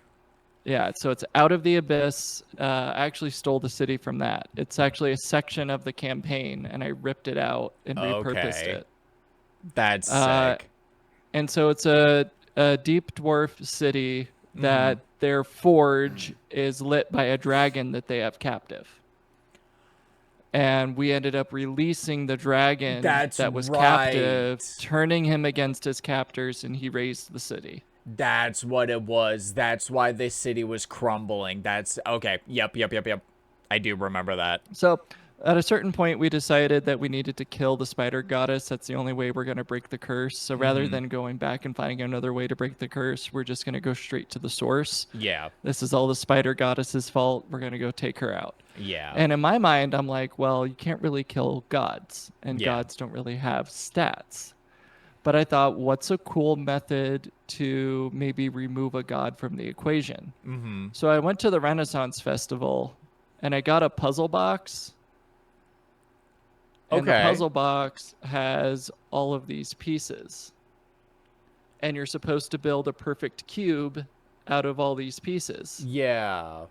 And there's only a few ways to make the cube, and most ways don't work. Mm-hmm. So, what I designed was as they traveled the multiverse, they were looking for one piece at a time. And Okay. every time they found a piece, they had to each of these pieces contains a powerful entity. They had to banish the entity out of the piece and defeat Okay. it. Then when they had all of the pieces, they could then fight the spider goddess. And if they build Oh. the puzzle and during the combat, basically during combat, all they had to do was hold her off. And one of the players was going to have to stand back, and once per turn, they can put a piece in the puzzle box. That's Now, if you cool. Now, if you get it correct, the puzzle box is completed. You've contained the spider goddess, and she is now trapped in this artifact. If Okay. you build the puzzle and you screwed it up, you got to start over. And you can only Right. put one piece in per turn. Okay. So That's the cool. pressure, it would have been so high pressure. Right. So that was just an idea that I had. So it That's a was, and then cool idea. But and see, like, that's kind of the some of the charm of D&D is, you hear all these outlandish, goofy stories, and you see clips of it on different socials. I know there's one of them that I've seen clips of. I can't remember the name of the campaign offhand. Um Oh, I've laughed at one of the stupid bits. Like, there's one of the clips where I heard a quote just being spoken, and it took me a second. And when I heard it, I no joke, I'm just sobbing laughing. And I looked up the clips, and I would see them when I was on Instagram constantly. I'm like, this is what tabletop RPGs is about, is just getting with your friends and just making dumb stuff, but you're also, like you had said earlier, is you're telling a cooperative story, and that's something that's really really cool to do. And I know there've been, I don't know how many times where I've gone and, oh, what were you doing over the weekend? I was like, well, I was playing D&D with the homies. I was like, well, what happened? And having to tell people about the dumb shit we did, or whatever in the campaigns. Um, but I want to, and you've already kind of alluded to your answer to this question. But I want to hear your perspective, kind of a more focused explanation on this question in particular. Do you prefer being the DM or dungeon master? Some people call it dungeon master, some people call it game master. Kind of one and the same. It's just different titles. Do you prefer being DM, or do you prefer being player? And kind so of why? well, funnily enough, for most of my time playing Dungeons and Dragons, I've been the DM. Mm-hmm. More often than not, from 2014 to today, Mm-hmm. I've mostly just only ever DM'd. When Right. I'm a player, I've actually never been a player for a campaign that's gone all the way through. And every time I'm a player, I get 2 or 3 sessions in, and something happens to the campaign outside of my control. Yeah. So the first time I was a player, I was actually, funnily enough, with a group of guys from a church. Oh, We were all okay. playing, but we were all playing D&D, and that's I had made a pirate character. So the first ever player character that I made as to be a player with, he was a noble swashbuckler rogue, Oh, and why he had a noble background and why he's a swashbuckler rogue is because his dad was a pirate who was okay. very successful and had retired from piracy, purchased a noble title, and settled down in a city. Huh. I'm his spoiled son who does not have any discipline, the Let's typical go. rich kid. Yeah. And it's like, do you know who my dad is? I'm going to throw money at all my problems, but I'm Yep. a pirate because that's what my dad was. Yeah. And he had to learn a lot of hard lessons because he wasn't a pirate like his dad Hmm. necessarily. So I thought that was a fun character, and I got to That is play cool. that, but the campaign fell apart, and I Yep. was very disappointed. So then I got invited to another campaign. I believe you were actually in this too. It was some guys from a game store. Yep. Dave was there, and I got to play a whole different character that I made, which I made a fire Ganassi monk, which it's Oh, basically a half yeah. elemental. Yep. And I made a half elemental, and my guiding principle, because every time I make a character, I think of a pop culture reference or Hmm. at least a pre-existing character to base my personality on. Okay. And I'm like, I'm gonna make someone with the innocence of the Tom Holland Spider-Man in the very first appearance. So like in that Civil War appearance Oh, when he's that's cool. innocent, and he's so innocent, has no clue what's going on, Yep. but is very impressionable and kind of like how Hmm. Tony Stark was a good mentor for him. Yeah. So my goal was just this impressionable kid who was and the comedy of it for me is we were playing a pirate campaign out on the open ocean, and I Yeah. picked up Fire Ganassi Monk. So I'm a creature of fire out on the open ocean, Hmm. kind of terrified of getting wet and being Yep. put out. But what happened is my crew that I was a part of were not good mentors. And very quickly, they took advantage of me, committed mutiny on the ship, and set me up as a proxy captain to take the fall. And they called me captain, but I had no real authority. Yeah. And my character just went along with this. I'm the captain, blah, blah, blah. Well, then during one of the combats, one of the other characters who was part of the mutinous crew was barking orders. And I was running around following the orders. And that's when my character had an epiphany. So Hmm. I'm running around and I'm like, aye, aye. Wait a minute. Yeah. That ended up being the last session of that campaign. Yeah. I had my epiphany and I'm like, oh, this is going to get interesting because now I'm realizing you're going to call me captain but not give me the authority. I'm Right. going to either try to claim that authority or at least call everyone's BS. Hmm. And it was going to be a cool awakening moment for my character, but it never got to happen. Yeah. Then I joined another campaign that only lasted 2 sessions. Hmm. And I was in the Tasha's Cauldron of Everything book, you can play as a slime now. Oh, that's So they have awesome. like so they have like a plasmid character. Okay. So I was playing a plasmid along with a friend of mine. We were both, these nebulous slime creatures, Yeah. and we were Romeo and Juliet. So we were running away from our slime family with our forbidden love. And I took on the persona of a very toxic boyfriend, Okay. in that I was overly jealous, overly like, wait, was that guy talking to you? Hmm.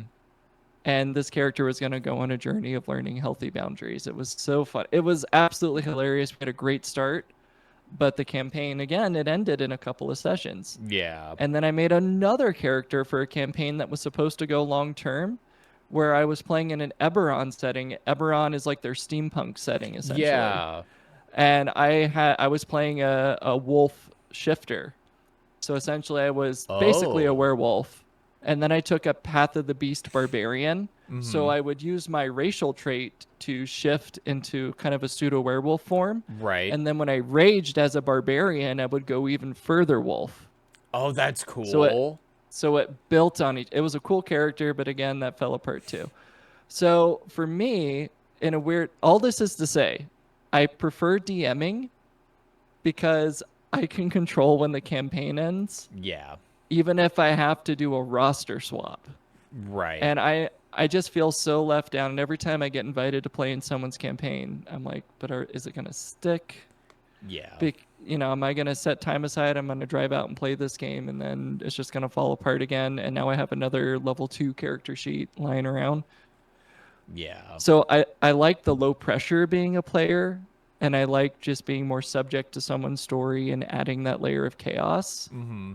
But at the end of the day, with the limited time that I have, I would almost prefer to DM. So That I makes can kind of sense. call the shots. I say when we're done. Yeah. That In a okay. way. That I mean, makes people will sense. drop off. Like, you're welcome to leave the campaign, but I'm going to keep running it. Yeah. You know? Yeah, and that makes a lot of sense. It's with when you're like building a campaign, how how long do you kind of allow yourself or like what the I guess the basically how much prep do you go in when you're creating a D&D game or campaign? How much do you prepare before you go, hey, I'm thinking about running a D&D game? How much of the like setting or kind of story do you have kind of mapped out before that starts? So I'd say there has to be a spark. And now usually what I excel at with my campaigns is taking someone's idea or someone's proposal and building from it. So Okay. the spider campaign I ran, I I have a bad habit of spending too much money on Kickstarter backing projects. And so when someone says I'm making a D&D campaign, blah blah blah blah blah, I'm like, okay, I'll throw $5-10 at it and see if it Yeah. sticks. So we'll take the Warwick campaign that we did, Warwick Right. Village. I saw it on Kickstarter. I saw the concept, so I backed it, and I was thinking about things I might do with it. I waited for it to come out. When it actually released, I read through the book, and then I'm like, these are good bones. And so what I did is I used that as a foundation. And then I started thinking about, okay, what's outside this village? Where is this village in context? And then I build a little sandbox. Once I'm happy with my sandbox, and this might sound a little insane, and I'm a creative type. I need to feel like the world is taking on a life of its own. Once I Okay. feel like I understand this world that I've just found myself in, I know who the characters are, I know how they're going to react, then I start being like, hey, I got an idea for a campaign. So in Okay. this case, I had the characters, I had the spiders, I had the villagers, I had the crazy guy in the tower. And I'm like, I have my base roster and I know who these characters are and how they're going to respond. And I feel like I can embody them. Yeah. Then I'm going to get everyone to do a campaign and we just build from there. I actually Okay. didn't have that was one of the only campaigns I didn't have a long-term end game plan for, but I wanted to see what everyone did with it and then make an end game on top of it. So And this is kind of in a way this is almost like an inside baseball. But one of the it running is, yeah. jokes when we were doing that campaign is when we were kind of wrapping up and like people were starting to go, is we would always joke and be like, all right, Stu's got to update the conspiracy board. Stu's I got to do. update the Yeah. conspiracy board, and it's just the image of Stu doing the Charlie Day from It's Always I Sunny in do. Philadelphia. Like that Here's the was thing. just I one of the absolutely do. jokes we had. It's not even a joke though. Here's the thing. I put that out there because that's what I do when I'm talking about inhabiting a world, I create in my Google Docs, I literally create a list of characters, their motivations. I create Okay, a list of events that are going on in the world. After every session, I update, that's like it's so almost like sick. advancing everything. So I know, Yeah. so this character, we never interacted with this character. So like it could be a character we never talked to.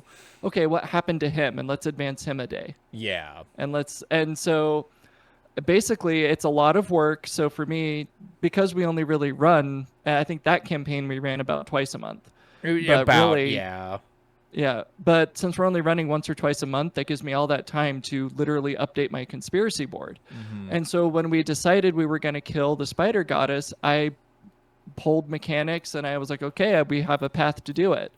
Well, when the player that wanted that goal fell through and no one else was really on board with it, we ended up switching the end game entirely and ended up having a whole good versus evil war Yeah. instead, where became more of a revenge thing and the powers of darkness versus the power of light and an eventual apocalypse that destroyed the world. And that's Yeah. just what we did.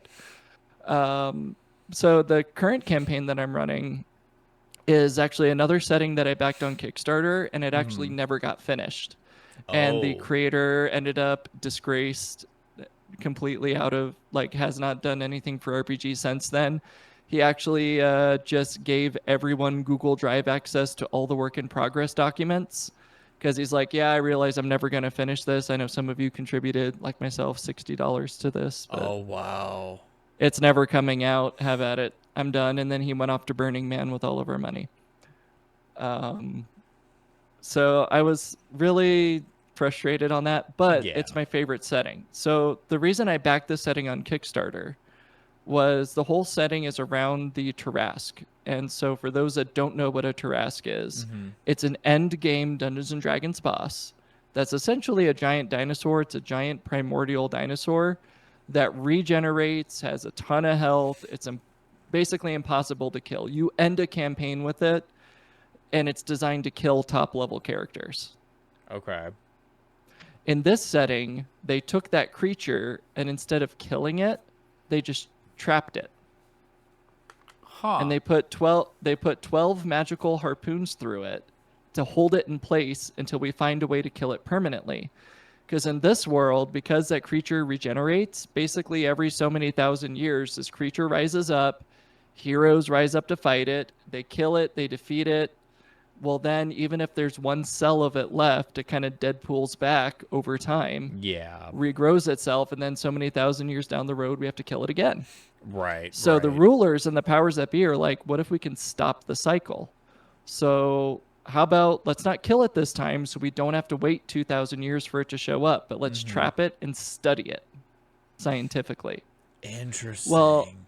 now they have to constantly hack at it. They have to mine it every day to keep it weak enough to be restrained. And then they turned Oh. out that this is now an infinite food source because we keep cutting away meat and the Yep. meat keeps growing back. And eventually, this whole economy and this whole city grows around this creature, and they kind of lose sight of the original purpose, which was to figure out how to kill it permanently. Yeah. But now we've essentially made an attraction. Yeah. You know, scholars are want to study it, tourists are want to going to see it. Mm-hmm. We have a whole city going on. Poor people that can't afford food are going to come here and fill up on its meat. Yeah.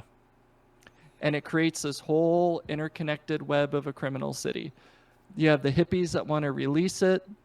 You have the people that remember the original purpose and want to kill it. You have very powerful people interested in preserving the status quo. Mm-hmm. And there are underlying things that make it not feasible. Like the city can't go on forever because you find out eventually, oh, this Tarrasque has been growing. It's kind of that which doesn't kill me makes me stronger. And we've kind of almost been training it, you know. And so the city's not going to be able to go on forever. Yeah. But the powers that be are not willing to admit that. So it's Right. my favorite campaign. It's a lot of politics, a lot of intrigue, and also because people are mutating because they're, you know, its blood mutates people, causes you to grow tails and eyes, or in one character's case, they got cancer because they rolled really Whoa. poorly on the mutation table. Yeah. So it's wild. I love that setting. And I have a conspiracy board for it. And that one I have to maintain the conspiracy board because if I don't, if the world stops feeling alive, if the people stop chasing their goals and they don't react to what's happening, then the whole magic of the campaign is gone. Yeah. That makes a lot of sense. That's so interesting. That's a crazy, crazy campaign. But that's the approach I take to any campaign. I'm going to find a setting or even just an idea. It doesn't even have to be a full setting. Yeah. If I just get an idea and a prompt, then I'm going to build a conspiracy board and then I'm going to invite people to it because my favorite campaigns are sandboxes. Yeah. When I first started running the game, I was running modules. So I ran the starter kit adventure. I ran the Rise of Dragons campaign. So that Horde of the Dragon Queen, Rise of Tiamat, Tyranny of Yeah. Dragons. That's what they called it. Okay. I ran that whole campaign, but I ran it out of the book and I felt so constrained by the book. And so now if I do pull from a book, I'm just pulling inspiration and I'm letting the story go where it needs to go. And I don't necessarily run things as written. Okay. That makes sense. So that's my whole philosophy, really. And I try to be as fluid as I can, too, to where whatever the players decide to do, even if they drop everything and go in another direction, the goal is to have a thought out enough world to be able to respond to it. And I can at least look up what characters are in the area and what their motivations are and what we're going to run into. Okay. Now, I'm character driven. Character driven, 100%. Like the characters are such a huge part of D&D campaigns.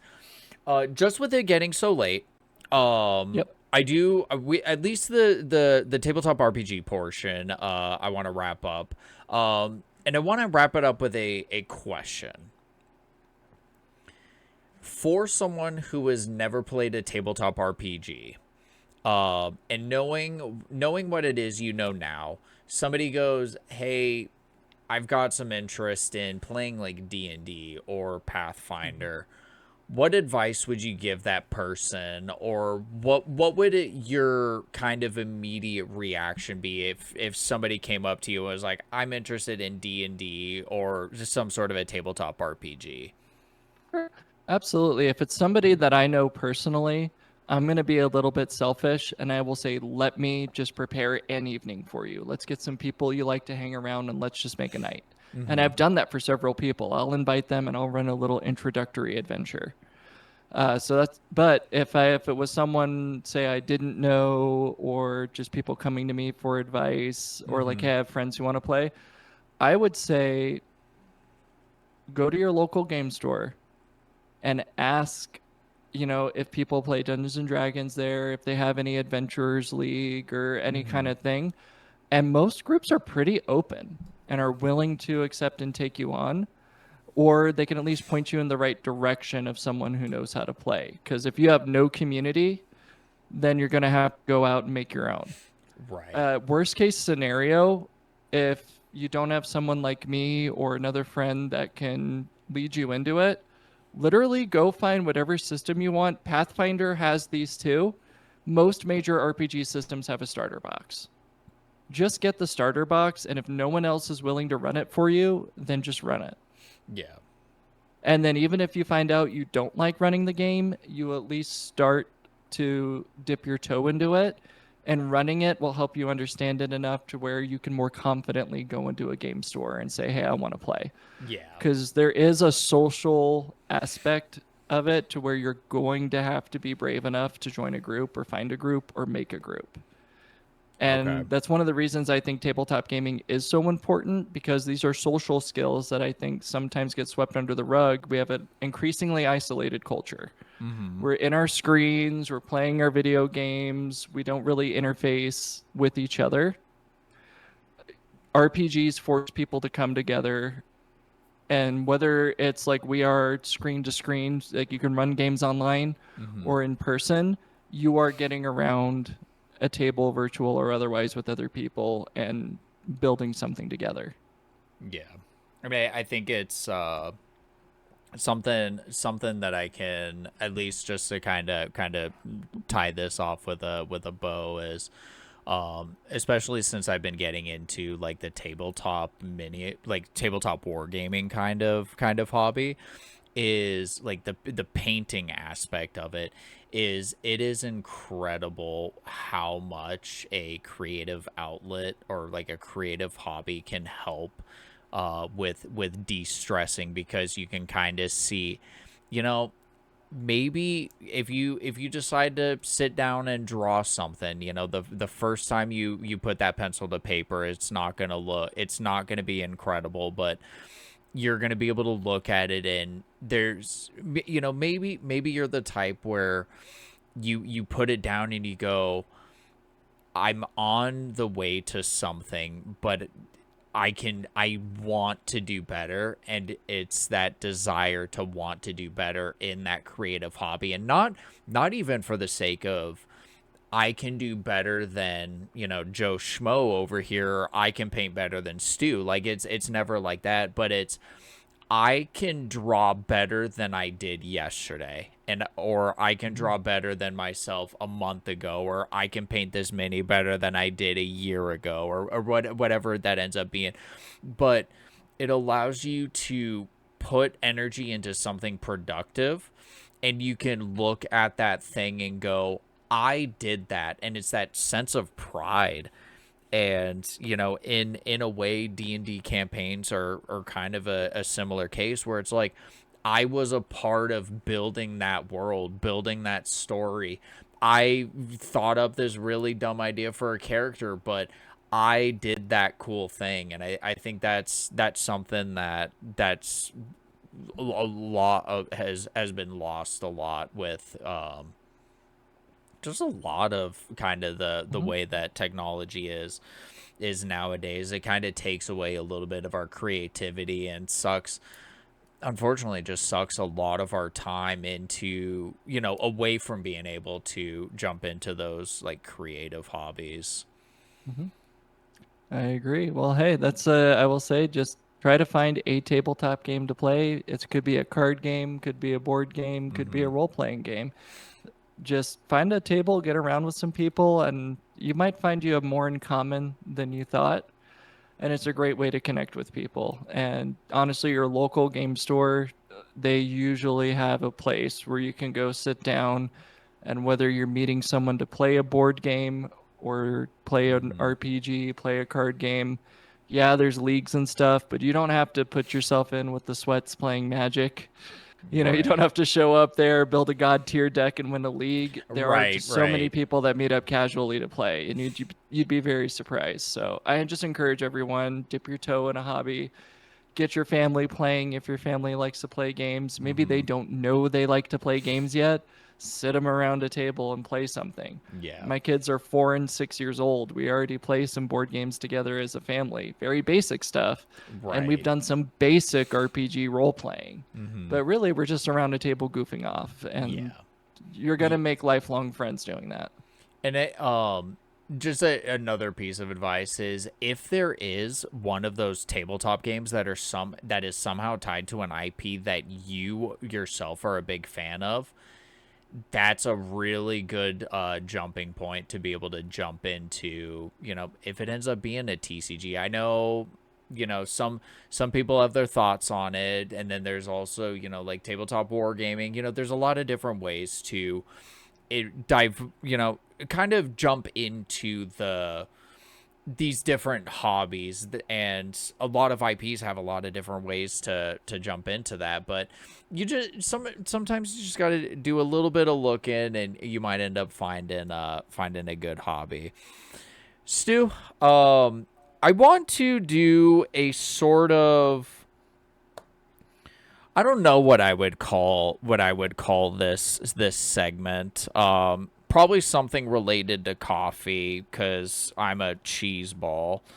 But I have a list of 4 questions that is not related to the topic that we have spoken about here on this episode.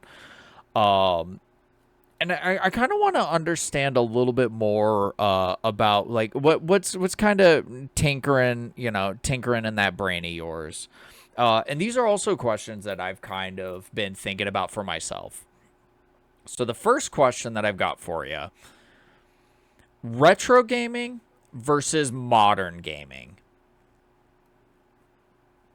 Ooh, so I got some thoughts on this. I'm a nostalgic person at heart. Fair. So I'm gonna go seek out the old consoles. I have an N64, I Mm-hmm. have a PlayStation 1, I have a PS2, all that stuff. So Yeah. I'll go back and I will go out of my way to track down games I played in my childhood. I like older games a lot because they were permanent. You bought them one time, you got to keep them as long as the media persisted. If you take care of your games, you'll have them for life. Mm-hmm. Modern gaming, I have actually strayed away from AAA. So I don't play Battlefield. Honestly, I haven't even really touched Baldur's Gate. I know that's a sin. But I haven't touched any major IP in a long time. And I've been playing indie games. So games like Palworld, where it's a small Mm-hmm. studio, they put it out for a dollar amount, and shocker, there's no microtransactions. Yeah. There's a game on Steam called Card City Nights that is just a card game. It's this little indie dev thing, and Okay. I've been playing the heck out of Card City Nights. I got it for $5. Oh wow. But my thing is so for modern games, I'm going indie more often than not because I feel Mm-hmm. like indie is more in touch with the community and give you fairer terms. Yeah. But my retro AAA games, I feel like it's the kind of gaming I did as a teenager, and I'm always going to be nostalgic for it. Yeah. Um. So here's kind of, this isn't particularly part of the list of questions that I have, but this is kind of a subsection within that question. Where do you consider the cutoff for retro versus modern? What era would you consider? So for me, retro games are if there's a 1-9 in the year, so 1999 and older is what Okay. I would consider to be retro. So Okay. I would call the original Doom retro. A lot of Right. those great 80s, 90s games, your original Deus Ex, things like that, that were Yeah. kind of product. If it ran on Windows 98 or Windows Millennium Edition, Mm-hmm. or if it's a Dreamcast era, Okay. then yeah, I'm going to consider that retro. Okay. Uh, but now I have people that I run into people that are coworkers and are full-on adults, and they talk about my Xbox 360 like it's some fossil. And I'm like, what do you mean? Halo 3 is a modern game. And apparently Halo 3 is not anymore. And it hurts. It hurts a lot. When I talk about that, they're like, oh yeah, all those old games. I'm like, what? No, no. Yeah, it still hurts thinking about Halo 3 being almost 20 years old. Yep. You Yeah, got to think love about that it. for us. Love that for us. Halo 3 was what, 2009? I want to, yeah. 2007, I think. Oh, yeah. No, it was. It was 2007. Holy crap. Next Yeah, year's the so 20th 2007. anniversary, dude. So Oh so so think about no. that. 20 so Halo is as old now.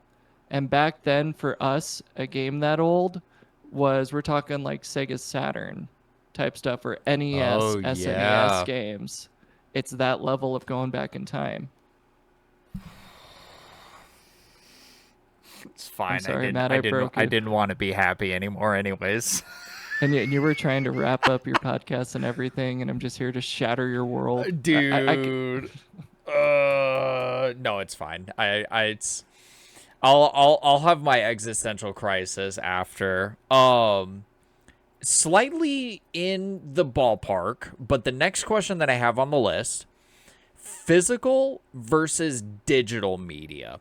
And I will specify to go so far as to say video games, CDs, DVDs, vinyls, any physical versus digital. Where do you stand? I tend towards physical, but I recognize there's practical limits, and it all comes down to how much I'm paying for it. Yeah. So I actually have a vinyl cabinet. I have vinyls, I have cassettes, and I have CDs. Okay. So any music, so I actually, to get my music, I don't usually stream my music unless that's the only way. I like to purchase and own rather than go through a service. Yeah. Now, granted, I do pay for YouTube Premium, so I do get YouTube Music. Right. But I use that almost as a last resort. If you have a Bandcamp page and I can purchase the digital copy or purchase the vinyl even, I will purchase your music. And I prefer to own it and find a way to keep it mine and offline. Where I loosen up on that is Steam made me okay with digital video games, but really in the context of Steam. If I'm getting it on a 90% off sale, there is no physical version, and honestly, Steam's been really good at not just yanking stuff out of your library. Yeah. I will trust that. I get iffier when I'm getting something like I've never been an Xbox Games Pass or PlayStation equivalent of that. Right. I want to buy my games, and if I can hold my game in my hand, I would prefer that best of all. Yeah. But it's also why I fell out of AAA though, because a lot of those games, like now you can go buy a box in a video game, there's no disc in it. All the Nintendo Switch cartridges now are performative. They allow you to download the game. So we're really leaving that era, but I'm going to cling onto it, just kicking and screaming. I will still go to a used store, buy a CD, rip the CD onto my computer, and put that on my phone before I will stream it. And that's why I get the big, like, 2 terabyte phone. I have a phablet, and I get the biggest one. What's the highest amount of storage you sell? I will get it so I can load it up with FLAC files. That makes sense. Yeah. I'm a physical media person as well, because like even though I ended up getting like all the games that I did for the May the 4th sale, I've still been trying to track each one in a physical copy down. So like, the classic Battlefront 1, Battlefront 2, I have a physical copy of those. Plus like having PS2 available in my apartment, I'm gonna try and actually, play the physical games, because I want to be able to hold that in my hand. So completely understand. There's a lot of other physical media, dude. It's just so hard to get your hands on. I agree. Here's where I'm gonna throw some wrenches, and one of these I kinda messed with you a little bit, and I'm glad that I gave you the big panic, because now I'm gonna get to hit you with it. Top three all-time video games. Ooh. All right. Also, I'm going to Hmm. spoil it just so you don't get comfortable, because I'm going to hit you with the top three all-time movies as well, but we'll hit video games Uh, first. okay, so video games first. So, just going off of my memories. So, I'm actually gonna go back and at number three, I'm gonna put Pokemon Blue because Okay. that was my introduction into handheld gaming. That's what sparked. So I actually had Pokemon Blue, Crystal, Emerald. If I could pick the whole series, I would pick that whole series of the Game Boy era. Yeah. But Pokemon Blue, I had the most imagination. It was all new to me, and it got me hooked and addicted. So that's a huge one for me. If number two,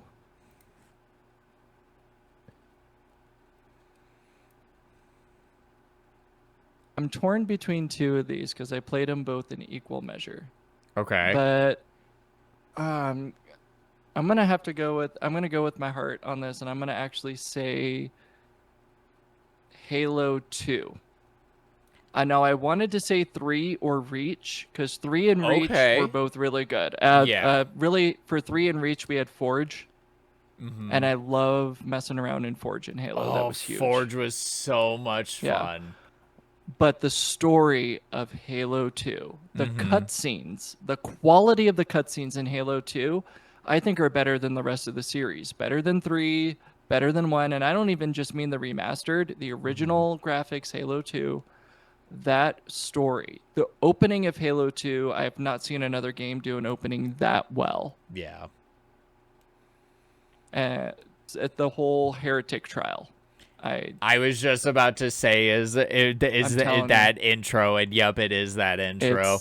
it's I haven't seen it topped. So, and that story was for me perfect. So Halo 2 is really up there for me.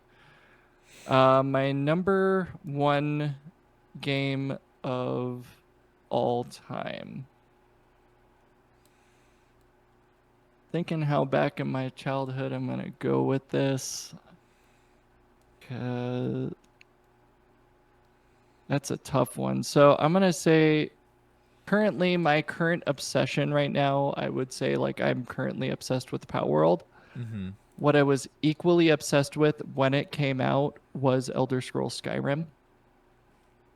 And I have Skyrim. put more hours into Skyrim, and it hits that fantasy spot perfect for me where it's just as casual as you make it or just as hard as you make it.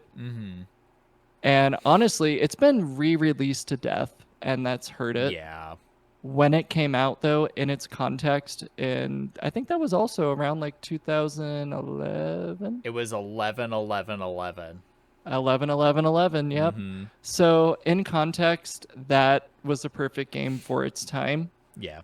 And so, actually, I'll put that as my number one. And that's going to be controversial because it depends on whether you're an Elder Scrolls guy or not. Yeah. And so I definitely know that some people are gonna be contentious about it, because like there are people who actually, just specifically Elder Scrolls, is they actually look at Skyrim as being not at not as good. Obviously it's subjective. People are going to have their perspectives, but Skyrim is number 1, dude. So knowing you, that surprises me. Really. Genuinely. I was expecting in your top 3 somewhere to have been some Zelda title. I was thinking about that. And funnily enough, like that's the one I have the tattoo of. So I have a Oh Legend of yeah. Zelda. That's my Legend of Zelda tattoo. That's so Funnily, sick. funnily enough, so I did play them I have a bad track record of actually finishing Legend of Zelda games. This is to Mm, my shame. I'm going to admit this in front of the internet. I have started almost every Legend of Zelda game. Uh, I think the only one that I actually finished was Ocarina of Time. oh wow. And the other ones I played, but I never finished because some of them Okay. just got too hard or I got too busy or a combination of that.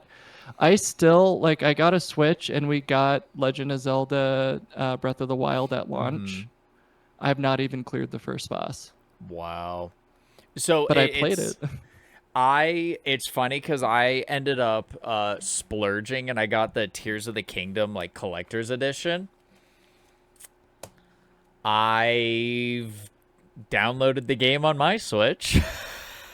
So, but Stu, think about it this way.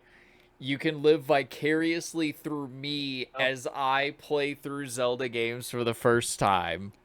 It was funny because the one that you're playing right now I used to play on my 3DS and That's I so played through a sick. good majority of it. Mm-hmm. Which is also why I give you bad advice because then I misremember what I did and I'm like, hold up, this actually is impervious to Well, it's funny boomerangs. because like it also makes sense because like we're homies, so of course you're gonna give me bad advice so that way you can Yeah, get the laughs out of me. But well, that's no, true. it's But funnily enough, though, but with Legend of Zelda, though, I will say I'm more into the lore of it. So mm-hmm. I do have the Hyrule Historia book. It's their total lore Bible that they put out a few years back. Okay. I have the whole original cartoon series I used to watch as a kid. So the old Legend of Zelda Oh, cartoon. I nice. have the complete series on physical media. That's so Uh, sick. and it's the one where he's like, "Excuse me, Zelda," and it's just like Link is this total attitude. He's smarmy, like nothing like the game. I love that. Yeah. So I mean, and so I have stuff like that, and I have played or watched someone play most of the games. Mm-hmm. But yeah, I have a low success rate on Zelda personally. But Skyrim, if you go to my Steam page, it's one of the few games I have all the achievements in both editions. Wow. So in the original release of the game, and then when they did that new like Skyrim redo, Yeah. remastered, whatever, I got all the achievements in both. I need to go and since I actually just recently set my Xbox 360 up, I need to see how much time I put into my first with my first character that I did through for Skyrim just to see how many hours I've put in cuz I did my original character, I started a second character on my 360. I think I started a third one just for giggles. And then I started one or two on my Xbox One before it died. So I don't know that I'm going to be able to pull the data from those saves unless I try and like pull everything from the cloud, but I don't know how much is going to actually Yeah. stick around, but um the last question, top 3 all-time movies. Ooh, okay. So, top three movies of all time. So I'm gonna have to throw out.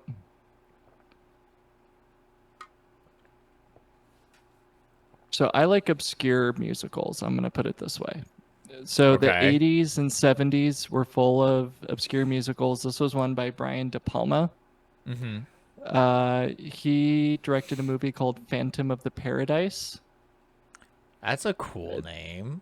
It's a really cool. It's a mishmash of things. It kind of Mhm. follows a composer who was wronged by a music industry titan, and it's Okay. it's kind of cool. It kind of just shows how a creator's work is destroyed by the industry. It's super messagey, but it's a great Yeah. musical. That's my number three movie. I will go back to that all day, every day. Mhm. Um, number two, I'm gonna have to pick Star Wars: A New Hope. I'm a Star Wars guy through and through. That's my Yeah. favorite Star Wars. That's best. My last one, I'm going to cheat because it's three movies, but in my heart, they're one movie. And that is the Peter Jackson Lord of the Rings extended edition trilogies. Okay. Like, as a package, Right. And that has Right. had the most influence on me, perfectly honest, with how deep I got into Lord of the Mm-hmm. Rings. And the only reason I read the book was because my mom wouldn't let me watch the movie until I read the book first. So those came out what, like 90, like 2001-ish, I think they started coming out. So it was like 2001 to 3, something like that, or in Somewhere that in that ball. 2003 That era. sounds So right. so I was like barely 10 years old reading unabridged Tolkien trying to watch this movie. That's And I think wild. and that's what broke me and made me a geek and a nerd and why I got way into reading. So but that honestly, those movies, they were adapted so well and they did such a good Mm-hmm. job with them. Like I've not seen anyone come close to it ever since. So that'll be my number one. Okay. Now, that's because I like fantasy adventure movies and musicals. So these are my top three. And so I would be remiss not to include Star Wars or that. I know there are Yeah. people that are come at me like, well, where's The Godfather? That was a good trilogy. And those all are great movies, and I appreciate them for different reasons. I mean, Mm-hmm. I threw out a David Bowie in Jim Henson's Labyrinth. Yep. And Jim Henson did The Dark Crystal as well. That's like real close to my heart as well. Yep, I Uh, remember. I remember. You had talked about that with me when I actually borrowed your copy of of The Dark Labyrinth. Crystal. Oh, And Labyrinth, yeah. Hmm. what was the oh, what was the name of that? It was like Starfighter or something. The Last Starfighter? That's what it was. Because it Yeah. was Labyrinth of the Last Starfighter, and there was one other movie you let me borrow when we were still doing the Yep. campaign. And I remember after I had returned those movies is no, it was when I got those ones, is you're like, oh, when you're done with these, you need to watch Dark Crystal, and I still haven't sat down and watched Dark It just Crystal. goes to show. I gotta have you over again. Yeah, We have movies to watch. We have unabridged Star Wars. And we have all kinds of stuff we gotta brother. do. There's a lot of media and a lot of tomfoolery we need to get into, but we'll definitely do some scheduling for that. Mhm. Stu, I appreciate you for coming on the podcast. It is getting late. I'm getting Yep. hungry, and I could go for some food. Really quick, I'll let you take a moment, plug your stuff and any closing thoughts that you may have. Yeah, absolutely. Well, so I'm StuStuMagoo. I'm here on YouTube. I think YouTube has a way when you upload this, you'll be able to tag this as a collab and you can tag my Yeah. channel. I do mostly boring gaming content. So I do 2010 era style YouTube videos. So back before people did edits, it's like just actual play, long plays of videos with live commentary, Mm-hmm. basically streaming without an audience. Those kind of the videos that I record. And I do eventually want to get back into streaming, so I might be streaming on my YouTube again soon. I just have to reset up OBS to do that. Mm-hmm. So really, YouTube. I technically have a Twitch channel. Right now, all that's on my Twitch channel. It's also StuStuMagoo. There, you can watch me do the one chip challenge. So if you want to see me do the one chip challenge after losing a game of backyard baseball, that clip is on there. Uh, I'll make so I'll make sure to drop the links into the description, but I just oh wanted yeah. to make sure to drop that in real quick. Yep, absolutely. And I just want to thank you for having me. It's been a blast to be here. I am so sorry you have to edit all of this because I talk for hours upon end. I love to talk, and if you invite me to talk, I'll just keep doing it. And I'll go until 1 in the morning, 3 in the morning, Yeah. because I don't shut up. But for your sake, I will. Thank you so much again. I really appreciate it. No, I'm more than welcome to have you, and I'm the same way. Once you kind of hit that button, like we could ended up having this entire podcast episode being about Star Wars if you Hmm. didn't get us wrangled in. But Stu, like I said, thank you for stopping by. For everybody who is watching the video, I do thank you for your time. Please do go and show support for the homie. He's a good dude. I guess your big plans right now is going to be just getting stuff uploaded for new Palworld update. Yep. Once 1.0 hits, I'm gonna start. I started a server, so I've actually invited Matt here over to the server. So I'm planning on doing my next playthrough live. So what I told everyone that I invited to the server was that if I'm online, I'm more than likely recording. You can hop into voice and collab if you want, or not hop in the voice and just understand that I'm going to be recording and maybe making judgmental comments about you while I'm on. Completely real and base for that. But thank you all so much for your time. Hopefully you enjoyed this episode. Uh, Stu, I'm gonna put you on the spot really quick. What's the question of the day? What do we want the people in the comments to answer?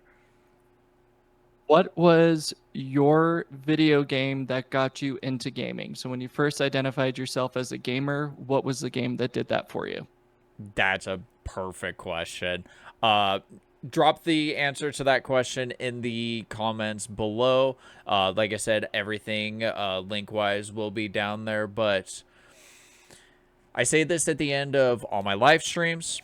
I say it at the end of all my videos, and I say it at the end of the podcasts, and I mean every word of it. Take care of yourself, be good to one another, and stay safe. We'll see you soon.